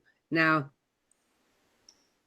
8 years later, when I was in the emergency department at Brighton, drugs, alcohol. It was and now its majority is drugs and alcohol. Now, I became really aware of the way that meth was affecting people. And I just thought, there's some dark magic in this. There's some really dark magic in this. Now, I don't believe that it's cooked up in places. Maybe now sometimes it is in meth labs, but I believe that recipe came from somewhere very dark and has been deliberately put out there. For sure. I believe that there are spells that are created over these drugs when they're manufactured, the pharmaceutical medications. I fully believe it. I've seen people, the way they change. One, olanzapine, their color goes gray. They're completely not there. Terrified, absolutely terrified. That experience you had with Xanax, there's a sleeping tablet that I used to take when I was on night duty, and I can't remember what it was called. Is it Still Knox? Still Knox. I literally would take Still Knox and I would not be aware of what I was doing. I'd be in the kitchen eating saladas with butter on them and eating, talking, saying absolute nonsense. My friend, who was an ambulance driver, had to put me to bed because I would not go to bed, and I have no recollection. And you're absolutely right. If we're not inhabiting our body, if we're not energetically there, something else is. Yeah. And that's why we've got to maintain a really good, strong, energetic boundary around us, because trauma creates holes in our etheric and astral bodies. And that's where these spirits do get in. Yeah. And I've talked to people with schizophrenia. Do you know what I mean? Yeah. I've spoken to them, and it's not their thoughts. They're not real. There are a pattern to them. They do say things that aren't, like coming from the client. They literally do. And so the psychiatric system will say, I had a GP say to me the other day about an NDIS client that I've got, it's just a schizophrenia. I said, no, it isn't. He's frightened. He's terrified. He's not listened to. Nobody talks to him. Nobody gives him any benefit of the doubt. Nobody hears what his story is. It's not his schizophrenia, and you see these signs, when you go into like places like, well, if you're unlucky enough to have to go into places like Santall or any of these places, and it says our staff deserve to be treated with respect. And I always ask myself, well, what are you saying? What are you doing that's creating this energy that these people then feel the need to defend themselves in that way? And there's an energy in these places. Yeah. There is an energy that permeates in these places that's one of division. And I can guarantee you that the majority of people who work in these places are taking some sort of pharmaceutical, antidepressant, or some sleeping tablet or Valium. That's the energy that they're carrying around in them. Yeah. It's what they're introducing that energy through the pharmaceuticals, through the street drugs. And, you've got the media saying, don't take this drug. You're a bad person. If you take heroin, meth, you're a horrible person, but take this drug instead. Yeah, exactly. It's okay to prescribe Ritalin to your 7-year-old son because it calms them down. But if you said to the parent, that's one molecule away from methamphetamine, and you're setting your son up or your daughter up for an amphetamine addiction later on in life, because their brains, their little neurological brains are developing with that drug in there. You know what I mean? What do they think is going to happen? It just makes me I get really. Yeah. Oh, I'm with you. Yeah. Doctors are just legal drug pushers. That's the only difference, is that it's legal for them. Oh my God. I got in trouble once for actually saying to a mother and a daughter came in, and the daughter was heroin addicted. Wow. And I was in that overdose prevention nurse nonsense role. And I was obviously giving them the options, you know what I mean? And I was teaching the mother to make up and inject the Narcan so that she could potentially save her daughter from overdosing. Wow. And we were talking about methadone. Now, methadone it's the opiate replacement for heroin, and that's what heroin people are put onto when they're trying to come off heroin, but it's actually swapping their addiction. And the only difference is that the government are their dealers, not the man on the street. And I actually said that. I said, look, you can go on methadone, and it would make your you wouldn't be addicted to heroin, but you'll be addicted to methadone. And the only difference is that your dealer is the government. That's it. And she put a complaint in about me. Oh, wow. Far out. It was worth it, Julie. It was worth it. Yeah. I mean, some people aren't ready to hear it, and that's fair enough. Do you know what I mean? But I'm never, ever, ever not going to tell you what the truth is. And that's got me in a whole lot of trouble before as well. But that's why I was the scapegoat of the family. Yeah. I was pointing it out. If you didn't do that would happen, Yeah. Yeah. Well, thank God for people like you, though. That's like, if everyone was like that, it might be a little bit much, but I think it's super critical to have a sprinkling of such people. Alexa's a lot like that with, as far as seeing things and pointing it out, but having people that can just cut through all the bullshit, see it, call it out almost without a second thought of like, oh, should I? Because there's so many people that probably see it, but they have that filter like, oh, should I say something? Oh no, I don't want to like rock the boat. And that's like an epidemic of that kind of inaction or fear or being frozen. Well, it's wanting to be liked. It all stems back again from when we were children. Do you know what I mean? Don't stand out for the crowd. We all want to be liked. We all need to feel part of the tribe. Being isolated from the tribe is a huge fear. The Inuit, the Eskimos, what they'll do if somebody in their community does something wrong, they don't put them in jail or punish them in that way. They give them everything that they need to survive, and they send them off.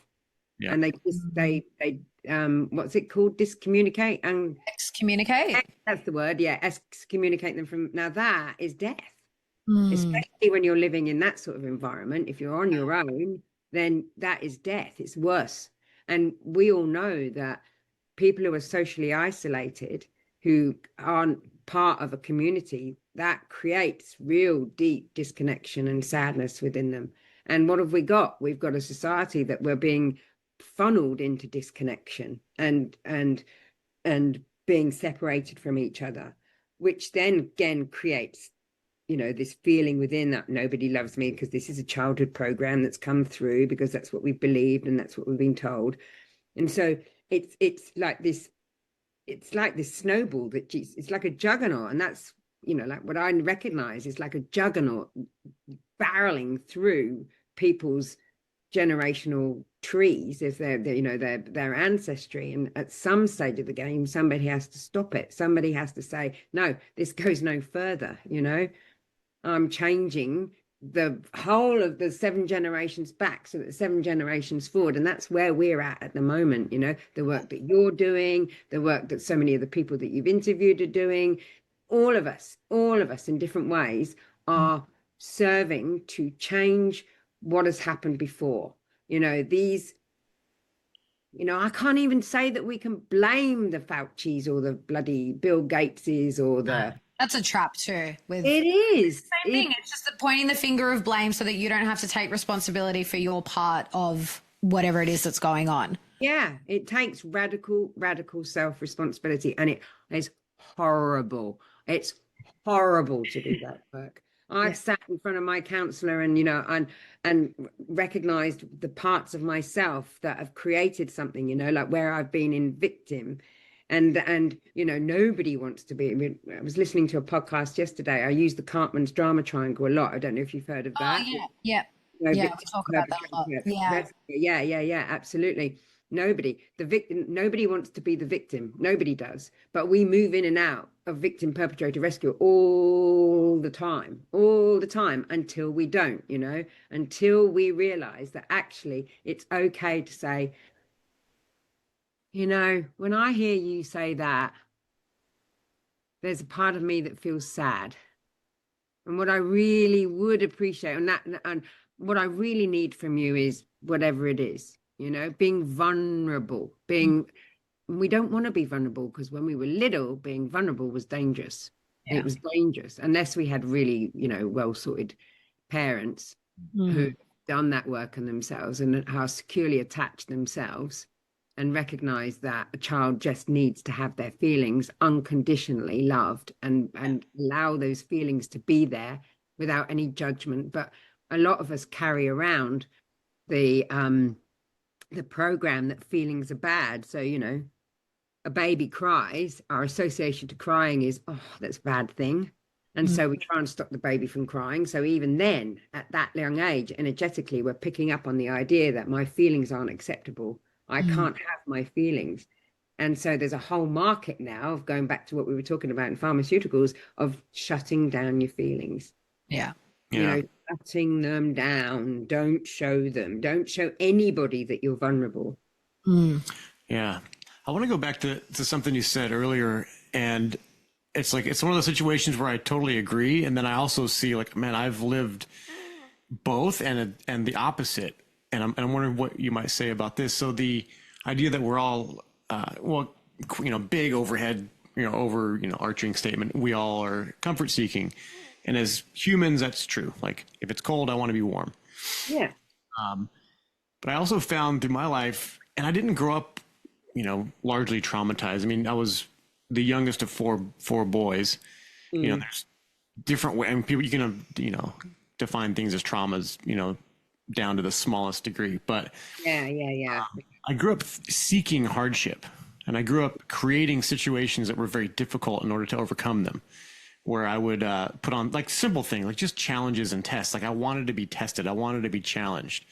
I would ride, used to do BMX bike, dirt jumping and stuff. And if we got smashed in the shin with the pedal on the bike and it cut us open, it hurt like nothing else. But we'd go in and be like, look, Mom, look what I did. And like, boy stuff. Hey. And I took that to a bit of an extreme, going into the military and pushing myself to, overcome breathing difficulties by exercise and like just kind of cut loose from limitations and finding that limitation, but seeking difficulty to overcome it.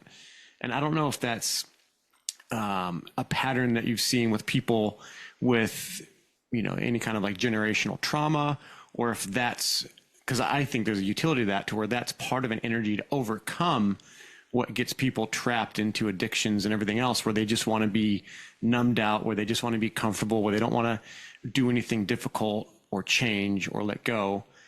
But if you actually seek the difficulty and are willing to face up to it and make that kind of what you do, your part of life, it's like you're almost, more resilient in the face of all that.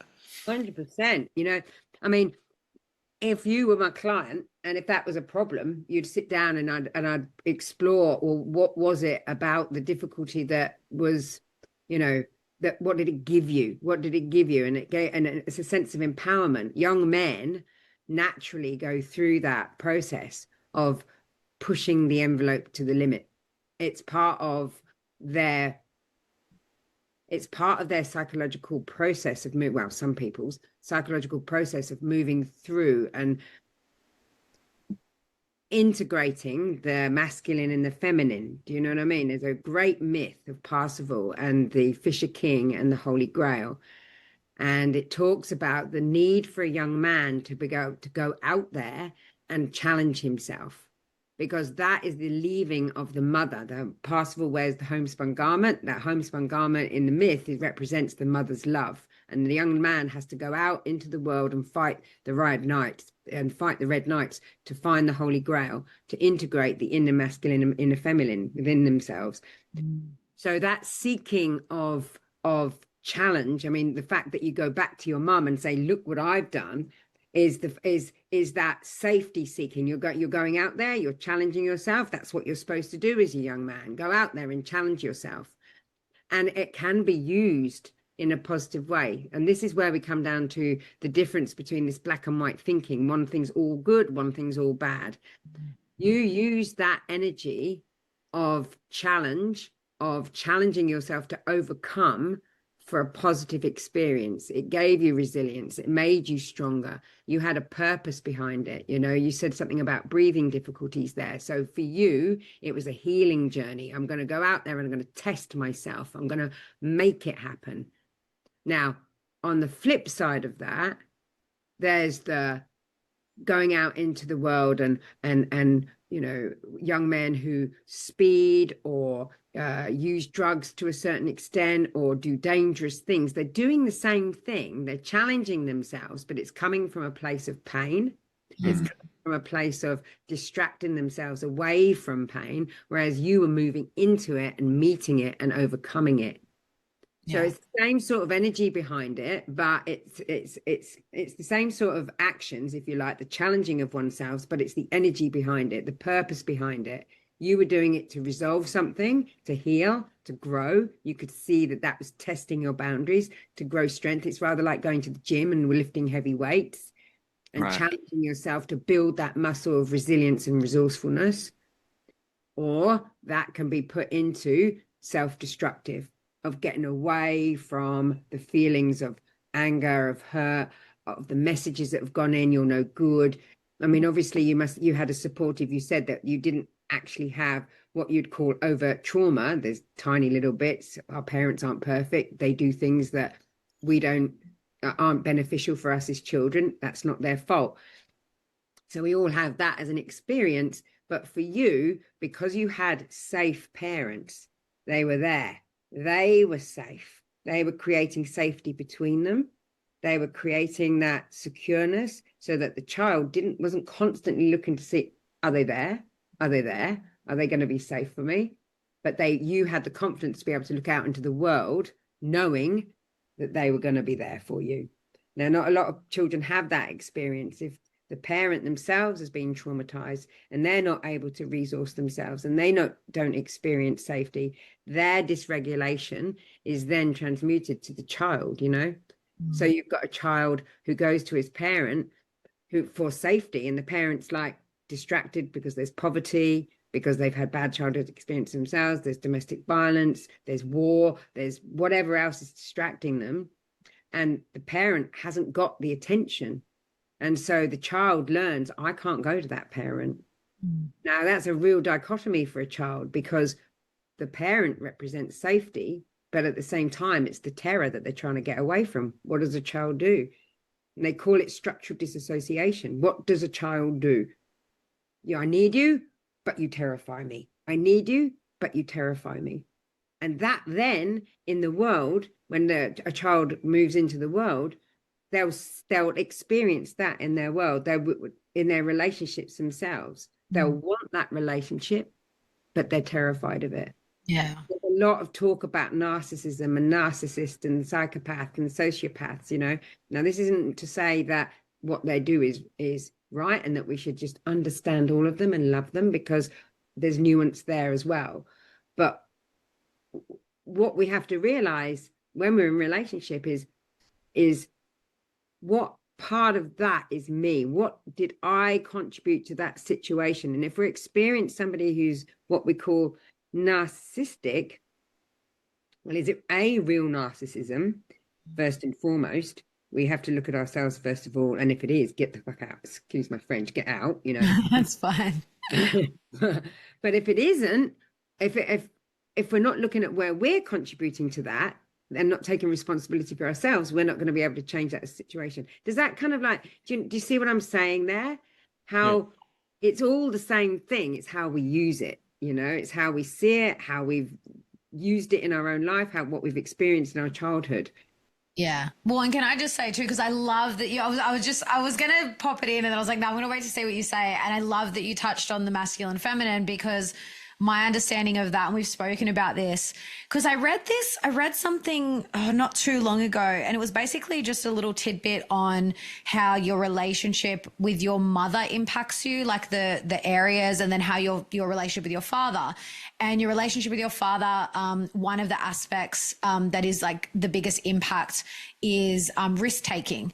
And Isaac and I've had this conversation on like his experience and the way he goes through life like that. He's very comfortable taking risks, which for the masculine, I think is really important, because I think that is more like, generally speaking, women aren't huge risk takers, and I don't think we're meant to be. And it was just really interesting reading that, because I remember, you know, I was reading it reflecting on my relationship with my parents. And my dad's never been a huge risk taker. You know, my parents, and you know, they're of a different generation too. So they just worked their guts out, you know, got married, had kids, bought the house, like this very safe, you know, we're just going to stay in the walls here. And, you know, and there's nothing wrong with that, but just reflecting on, and not just me, my brother as well. I'm like, yeah, we're not huge risk takers.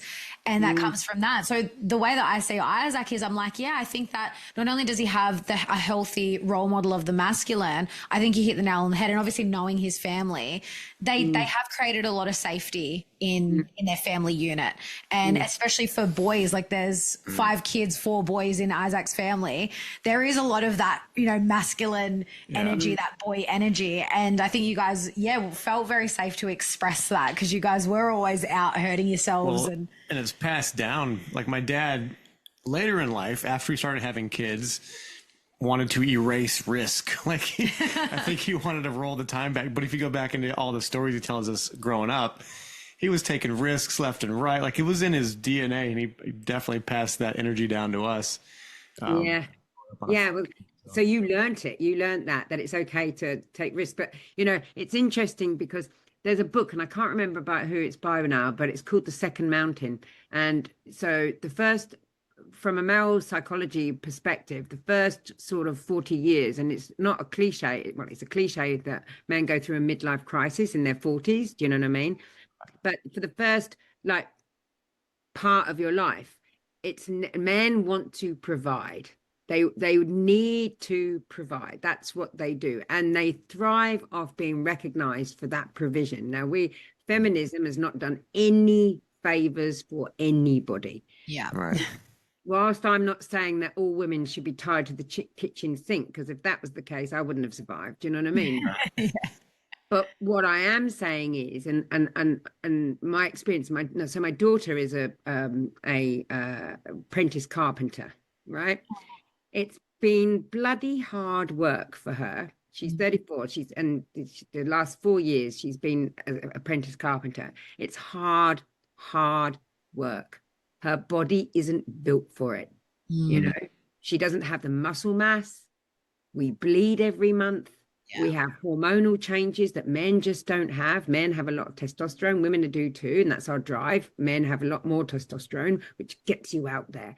That first mountain is you establishing yourself in the world as a man, setting your boundaries, testing your limits, providing, getting the job, or creating the farm, or whatever it is that you're doing. That's the first part of your life.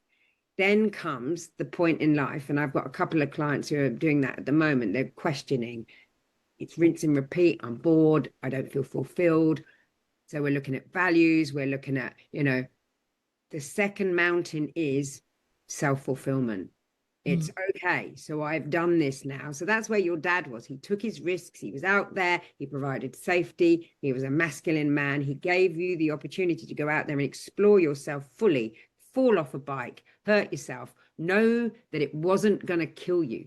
And that's going back to where we are with children, with, you know, the helicopter parents now who love their children so much they don't allow them to take risks. Yeah. They won't allow them to take risks. And that in and of itself is a trauma, if we want to put it in those terms, from a neurological perspective, because a person then doesn't believe that they can actually do something for themselves because they were protected. You know, that makes somebody avoidant of their own emotions, if we want to call it from an attachment perspective.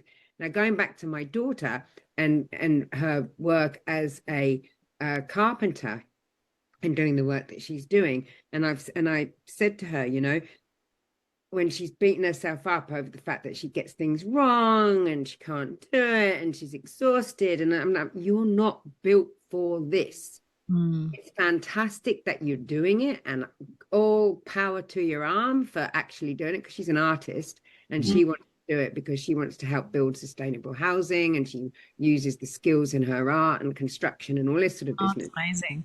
Yeah, I'm so in awe. She had her own business as a massage. She was a holistic massage therapist, and then she went into doing carpentry.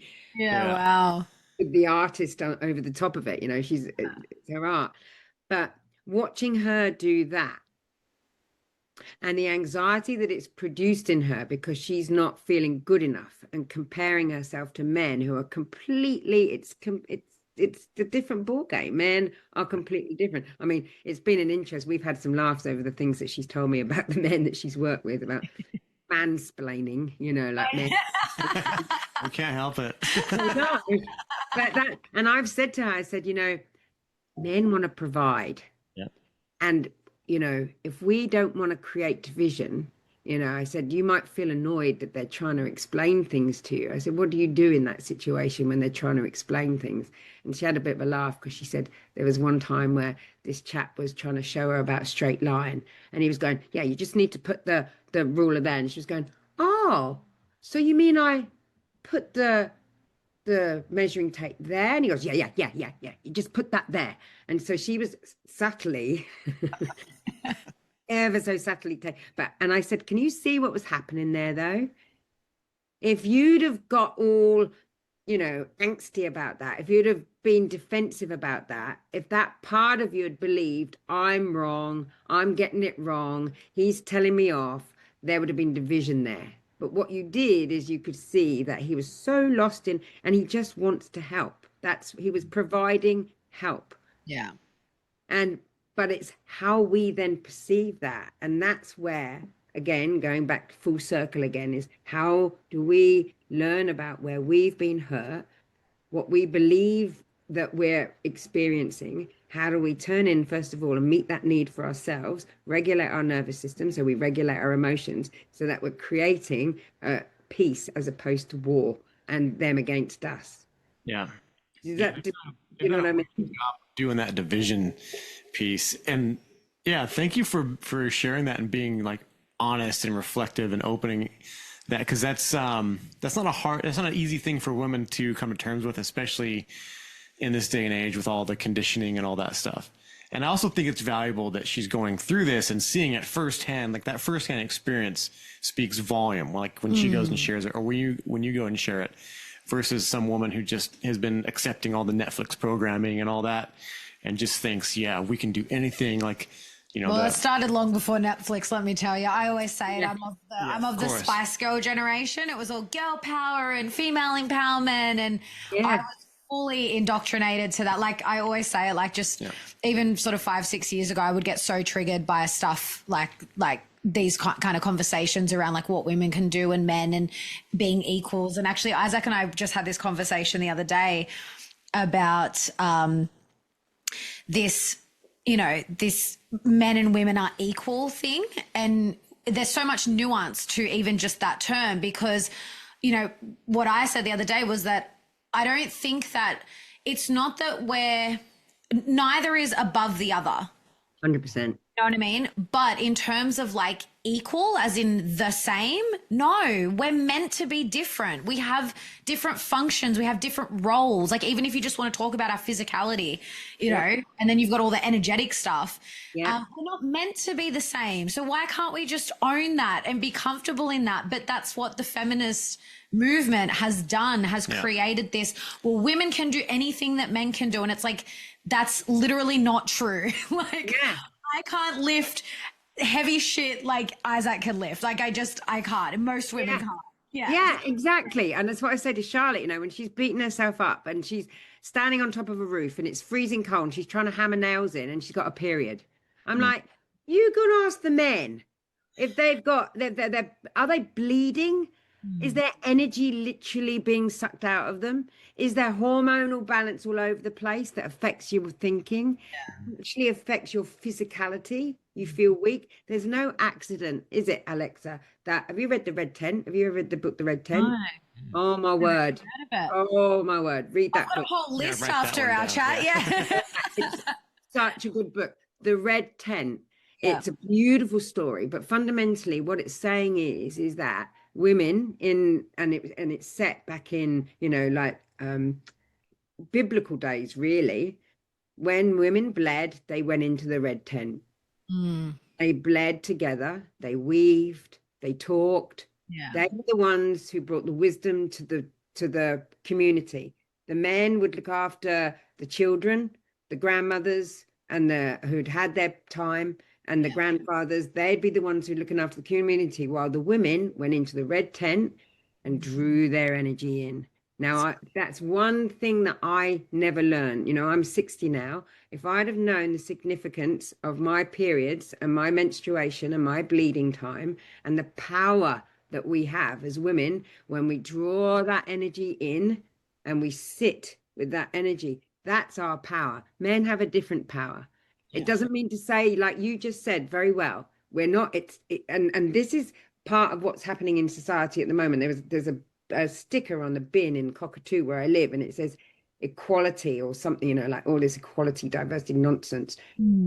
We're not equal we're equal as human beings. Yes. Yeah. As our presence. Yeah. Not in our physicality, not in our emotions, not in our energy. We offer different things that are just as powerful as men offer. And if we can learn to live together in that way, that we complement each other, it's not about being subservient to a man. It's not at all. And if we're subservient to a man, that's because we've got parts of ourselves that please because something happened to us when we were little that we didn't feel as if we deserved love. I've been there. Yeah. I didn't get love. My dad was violent. He was scary. So subsequently for me, men were scary or I'm contemptuous of them. You know, that was my wounding. My mum was deeply contemptuous of my dad. My dad was scary. So I had this. And what did I do? Went out and had relationships with the most, you know, inappropriate of men, because that's what love looked like. And why I needed to be validated. You know, a childhood abuse, being bullied, you know, for me, love and validation came through if I was attractive and if I was wanted, you know. And when women understand that we are just as powerful, and if we love ourselves and putting ourselves in the red tent and honoring that part, honoring that aspect of ourselves, you know, if we honored ourselves, men would honor that. And there would be, can you imagine corporations saying, all right, you got a week when you're bleeding, you go into the red tent. We don't expect you to be part of the workforce. How many women how many times have you gone to work? I've gone into night duty, bleeding and exhausted and not being able to think straight, you know? Exactly. And it's funny because like you're saying, you didn't know this. I wasn't raised like that. And I've had such a huge transformation around that in the last couple of years, especially actually since meeting Isaac, because I started going through this, like really learning more about the masculine, feminine, and realizing at the beginning, very early on in our relationship, realizing that I've been in my masculine for most of my life. 100%. Yeah. And that's just one aspect of it, is this conditioning that we can just do everything that men can do. We can work full time. We can, not have any time off to honor our body and honor, because for most women, I mean, I used to work, the last company I worked for I think the only men we had working in our company were in head office, and it was maybe one or two, and it was a company full of women. And I used to work in a clinic with like 7 or 8 women. And, and of course, you know, you sync up and stuff, but it was always like, oh, I got my period today. And the way I used to speak to my body about that, I literally used to say, oh, I hate my uterus. Like, yes. And I would have really uncomfortable periods, but that's because also, instead of like now on usually like, the first couple of days, especially, I will naturally feel more, I don't want to go out. I don't want to like exert myself. And so I stay home. Yeah, I stay home and I just honor that. And, a lot of the time I'm still working, but just at the computer or whatever, but it's just honoring that. And my relationship with my body has changed so much through even just that one aspect. And it does, I think it perpetuates this, a lot of this self-loathing and like for women, and that we're not good enough because we can't keep up with men, and we're not meant to. Exactly. And once that as a message gets through to little girls, it's not so much that you can't do what a man does. You can do whatever the hell you like. Do you know what I mean? But understand there's these differences, and how do you honor them? How can you love those parts of yourself that aren't the same as men?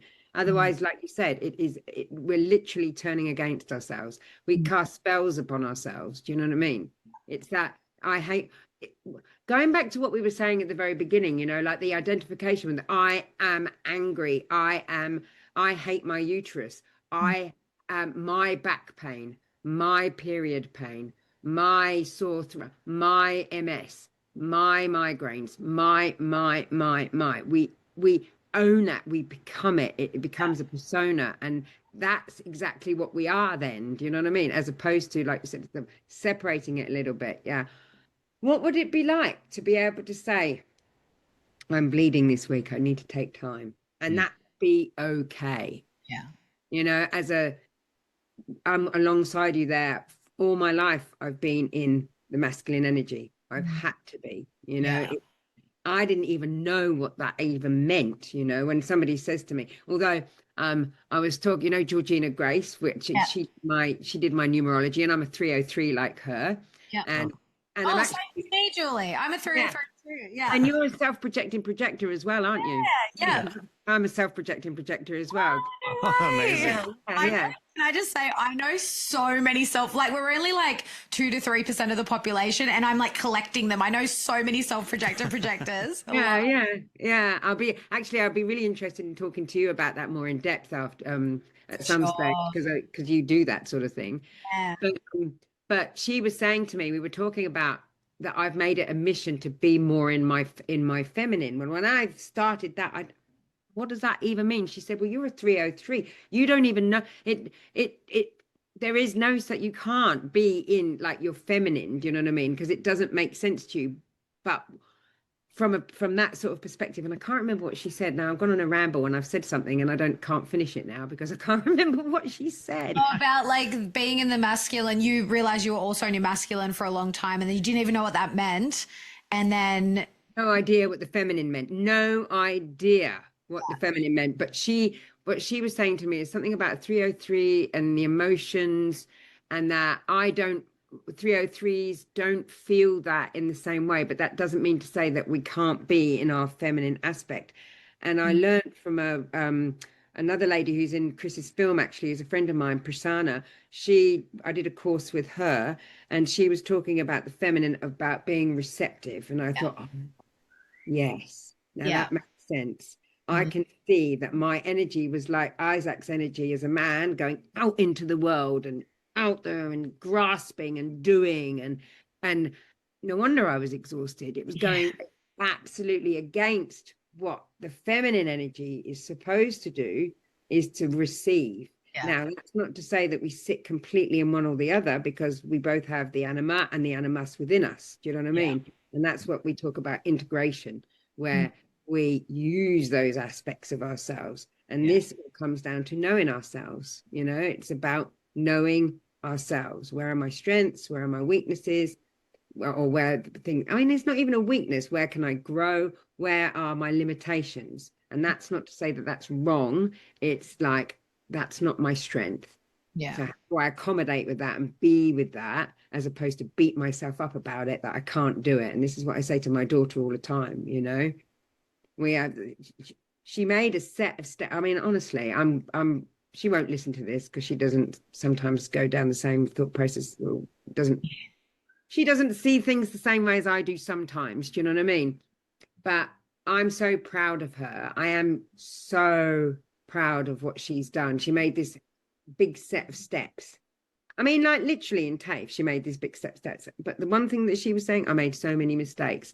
I said, sweetheart, if you can't make mistakes making a set of steps in TAFE, when else can you make mistakes? Do you know what I mean? That's it. I said, have you ever built steps before? No. So there you go. If you can't but it's that program that we've got, that we're not good enough, that we've got to do it better, that it's got to be this way. And it's so damaging. It really, really is. This is the, you know, advertising, Netflix films, the program that we get from Disney when we were children. Do you know what I mean? That's a huge... Social media now is just, you got to be so discerning if you're on there. And unfortunately, you know, kids, these, you know, young ones, they can't be, because they're, you know, they're still learning how to discern. So yeah, well, that's if they can learn how to discern. If they've got parents who can't discern, do you know what I mean? It's just like, I mean, when you look at it like this, when you actually look at it, it seems like it's overwhelming what's happening in the world at the moment, and where we've got to go back to actually start healing, so that we can get to a place. There's pockets of it, people are doing it, and resonance. You know, if we start putting that out as energy and resonance, but the way that we have been degraded and molded and hurt by what's been going on in the world it's terrible, really. Yeah, it really is. You know, I've got no other words for it. It's just like, oh my word, what's happened to everybody.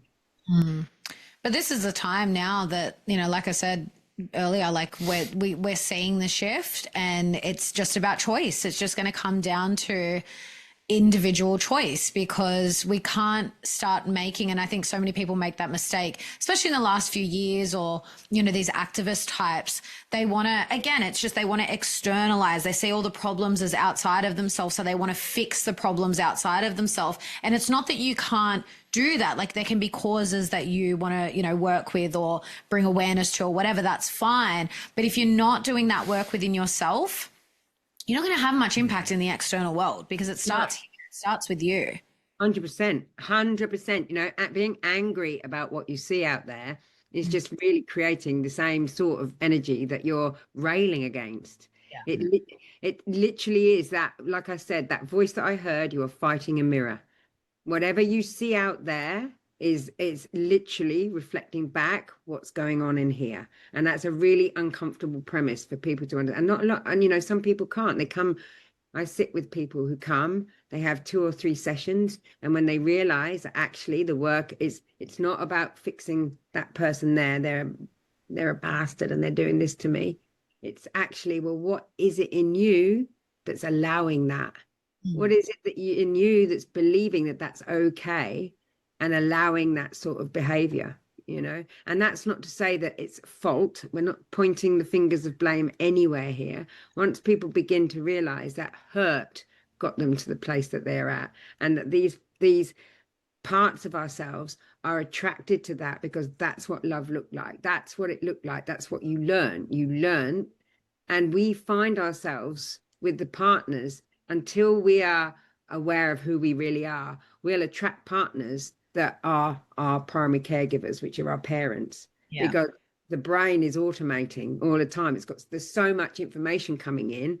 The brain runs on like you know, on what is it, comparison, contrast, and memory. And what will happen is that a situation will come up and it goes, oh, it'll go through the Rolodex, you know, like, what does this remind me of? What does this remind me? Oh, we know what that is. That's what happened then. And you'll respond, or react rather, in that way, because that's the way that you did. And we're constantly looking for that. We're constantly, unawarely looking for the things that will remind us. So, you know, when I work with some of the young women that I work with, and they realize that actually, and I realized it myself, you know, like, oh my God, I was in relationships with my father. That inner child was constantly trying to heal that wound, constantly, until I became the parent to that inner child myself. I'm not looking to a man to fix what I didn't have. I'm giving that to myself. I become a whole person. And what can I've got more to offer to a relationship if I come from a place of wholeness, and I take responsibility for those parts, and I'm not asking somebody else. Even through my daughter, you know, I realized, and I talked to a lot of parents, you know, about, I realized that what I was doing, and I won't speak generally, I'll speak about myself. I was trying to save my daughter, but in doing that, the message I was giving her, so when she was going through difficult situations and having, you know, relationships, because she didn't know her dad, and I left her dad, and he decided not to be in her life, so she didn't have a father figure.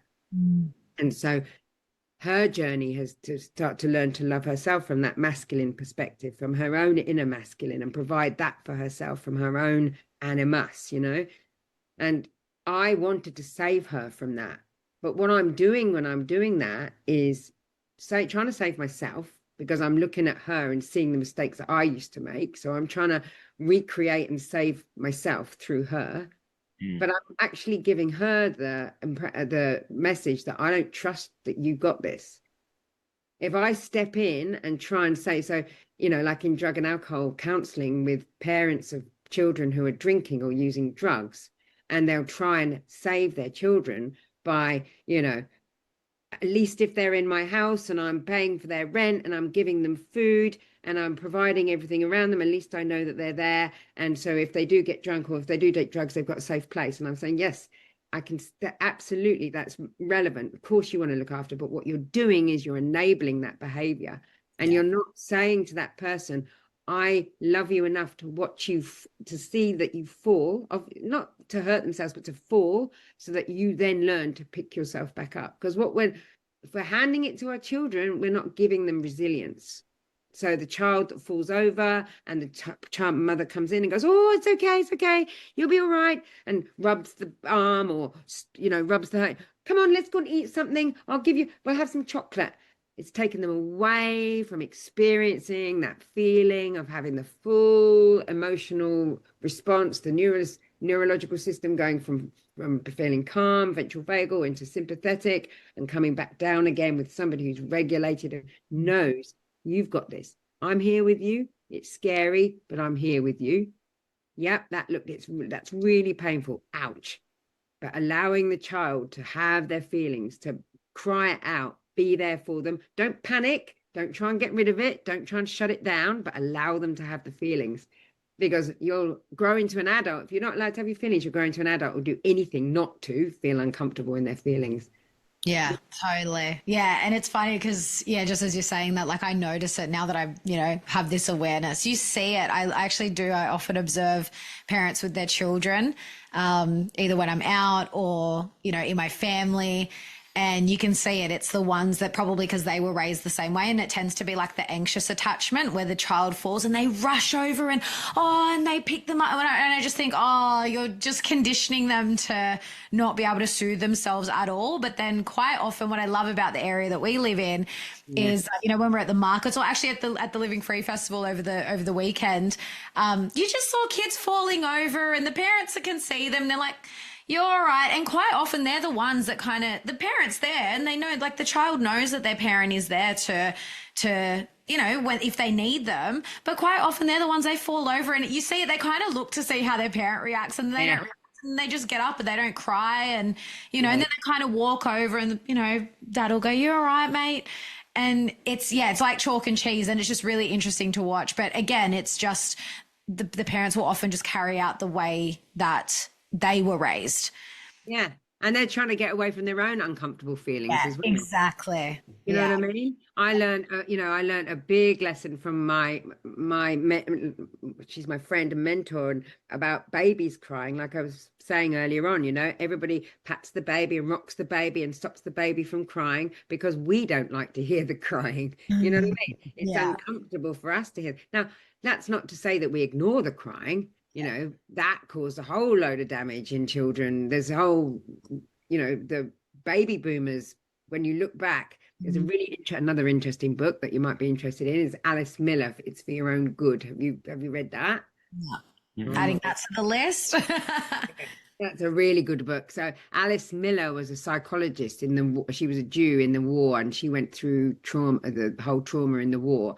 And she wrote a book about how childhood, the experiences that children have, then create people like Hitler or child mass murderers, or how our childhood experiences and how we're parented create what we see then in the world, in people like Hitler and all those sorts of people, Pol Pot, whoever else it was. And that's saying, it's for your own good.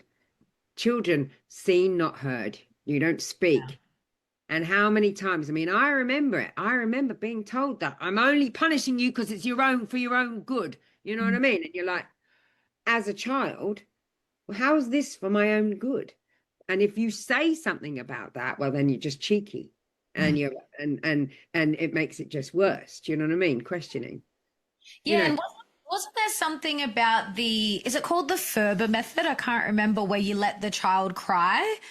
Yeah. There was something about the time that was introduced, and then like obviously years later, it's like this generation of, and again that forms like more of the anxious avoidant attachment, because they just learn to self-soothe from a really young age.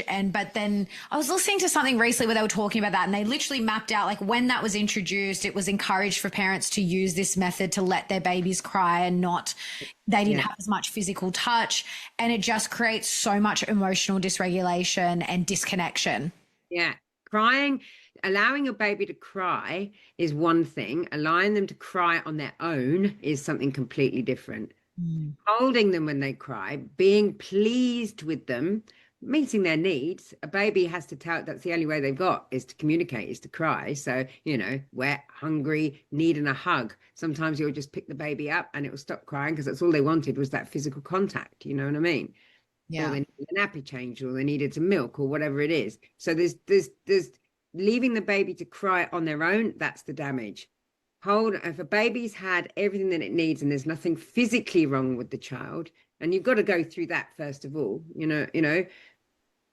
children born with hip dysplasia, or a traumatic birth, sometimes their neck, the cervical spine is out, and that creates a nervous system dysregulation. So osteocranial sacral therapy, just to move them back into position, has an enormous effect on the nervous system for the child. You know what I mean? So you've got to eliminate all those sorts of things. But a baby crying isn't an issue. It isn't a problem if the parents don't see it as a problem. But again, it's about the child needs to know that you're there. Children need our attention. That's all they need, is love and attention and a secure base. I learned something the other day, that actually children's IQs are higher before they start school than when they finish school. I believe that. Wow.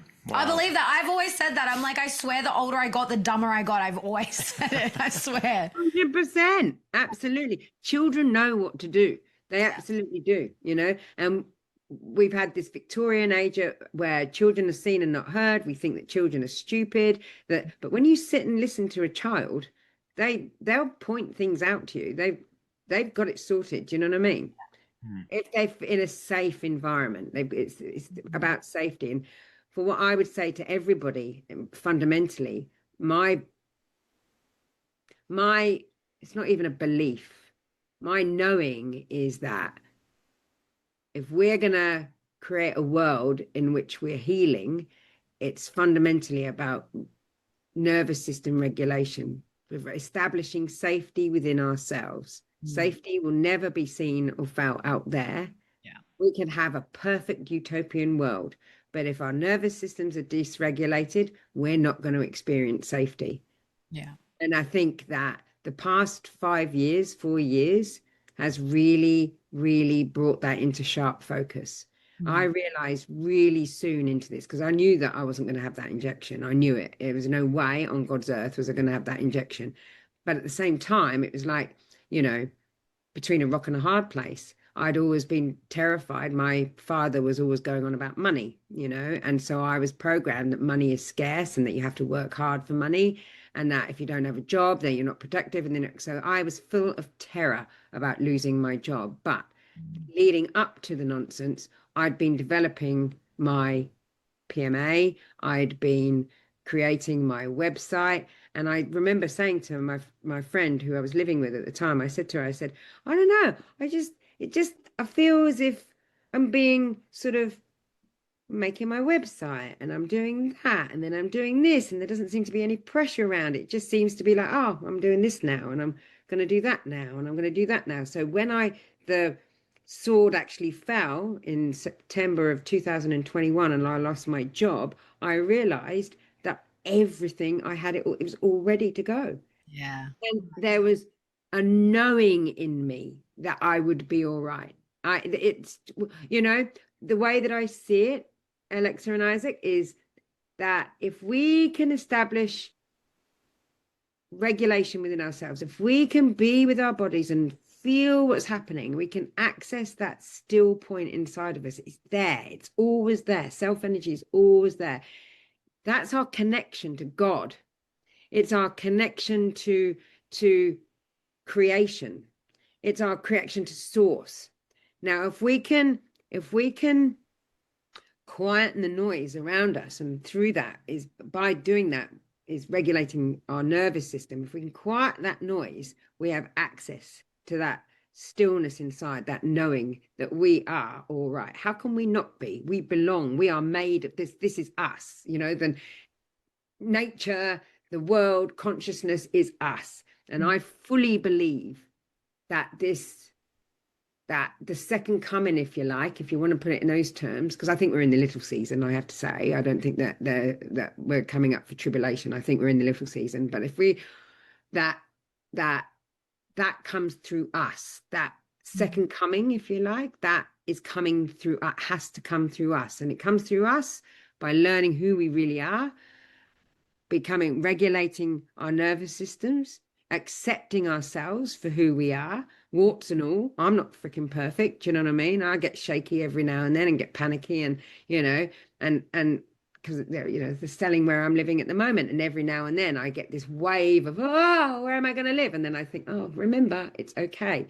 You know, that's not to disassociate myself from any responsibility of finding something, or at least pointing myself in the direction of what it is that I want and feeling it. I'm not just sitting back and going, oh, all will be provided like The Secret. That's nonsense. Yeah. But I'm having an impact on it. I'm directing it. I'm creating it, but I'm not creating it from a place of fear and grasping. I'm creating it from a place of resonance and safety from within, you know? And that's what I want to spread far and wide, is understanding your attachment. How did you learn to be who you are? How did you learn to be in relationship with yourself and with the world? And through nervous system regulation and understanding what happened to your ancestors and the impact of what happened to your ancestors has on you, and then how then that impacts you moving forward. And being aware that there are dark forces. That's a reality. It's not to be frightened of it, but to be aware of it, that we have to be aware of those dark forces. And those dark forces are present in pharmaceutical medications. They're present in drugs off the street.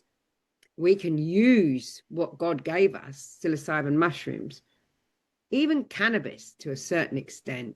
But there are some people who can't use cannabis, you know, and the street stuff that we get. And I'm entirely not sure about what all this prescribed cannabis, that the medical cannabis, the government. How's that being grown? What spells are being put into that? Exactly. You know what I mean? It's like, and like I said, not everybody, because there are some people who are their connection is very loose. And so they need to stay grounded in, down. Yeah. Their propensity now, and this is an interesting fact. This is just my sort of small piece of research in myself, but every single client that I've had was born with the cord wrapped around their neck.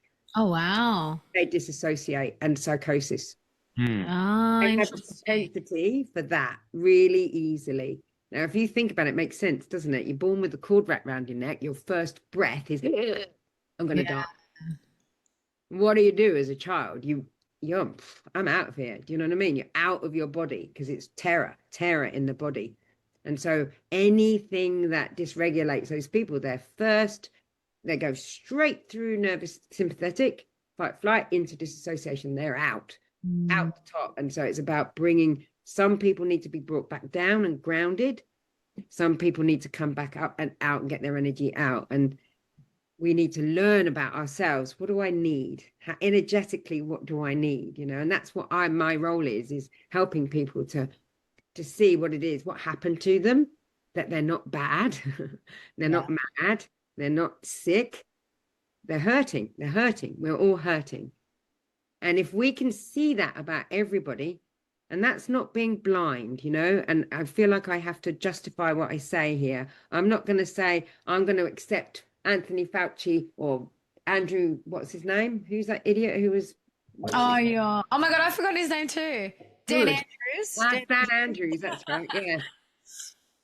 you know, there's some demons going on there for sure. Yeah. And that's not to say that we accept them into our lives blindly. So like if you're married to somebody who is, or you're in a relationship with somebody who is hurting you, either physically or psychologically, you're not going to love them into cut back into being good again. You've got to know when to get out, when to look after yourself, when to hold that energy of the only thing I can do is move away from this, is get away from this. But then you've got to love yourself enough to be able to get out of it and see that what this is not right. You know what I mean?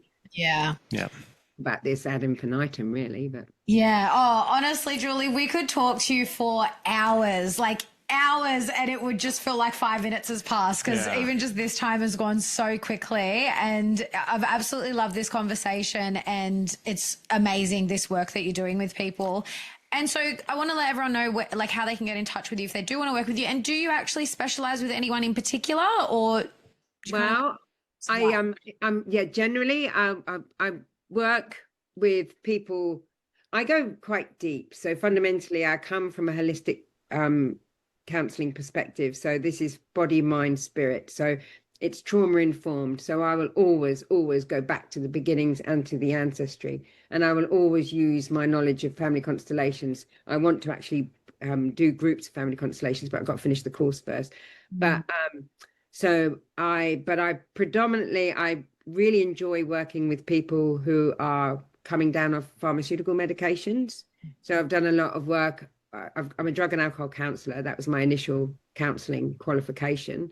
So the job that I lost was working with people who were trying to come off their pharmaceutical medications, so benzos, all the benzos, antidepressants, opiates, all those sorts of things, and obviously street drugs as well. So I love working with people in that way and helping them. And I use the hyperbolic tapering. So I'm doing a lot of studying with Dr. Roger McFillin and Dr. Joseph Gearing and Mark Horowitz, because they're using the hyperbolic tapering. So I work with all sorts of people, and I have a website, which is refocuscounselling.com.au, and I have a Telegram group. I'm not on Facebook or Instagram or any of those sorts of things, because I'm a private membership association. Yep. So I don't advertise. It's all word of mouth and networking, and people tend to refer their friends. They come and see me and they like what I do, and they refer their friends and their families, and so that's how people can get in contact with me. Awesome. That's great. Thank you so much for coming on. Pleasure. Thank you for asking me. And for those out there, if anything resonated in this talk, don't hesitate. Reach out and start your transformation. Start going down that path today. Yeah, absolutely. Thank you so much, the pair of you.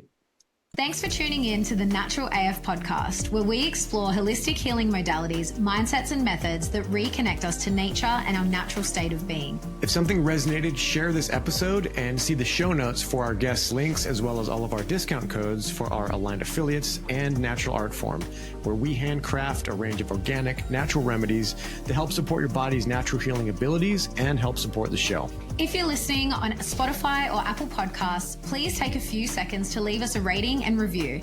And if you're watching on Rumble or YouTube, hit the like button and drop us a comment, and be sure to subscribe to our channel for the latest updates. We're not here to conform. We're here to remember what's real. So step into your power, be curious, and be natural AF.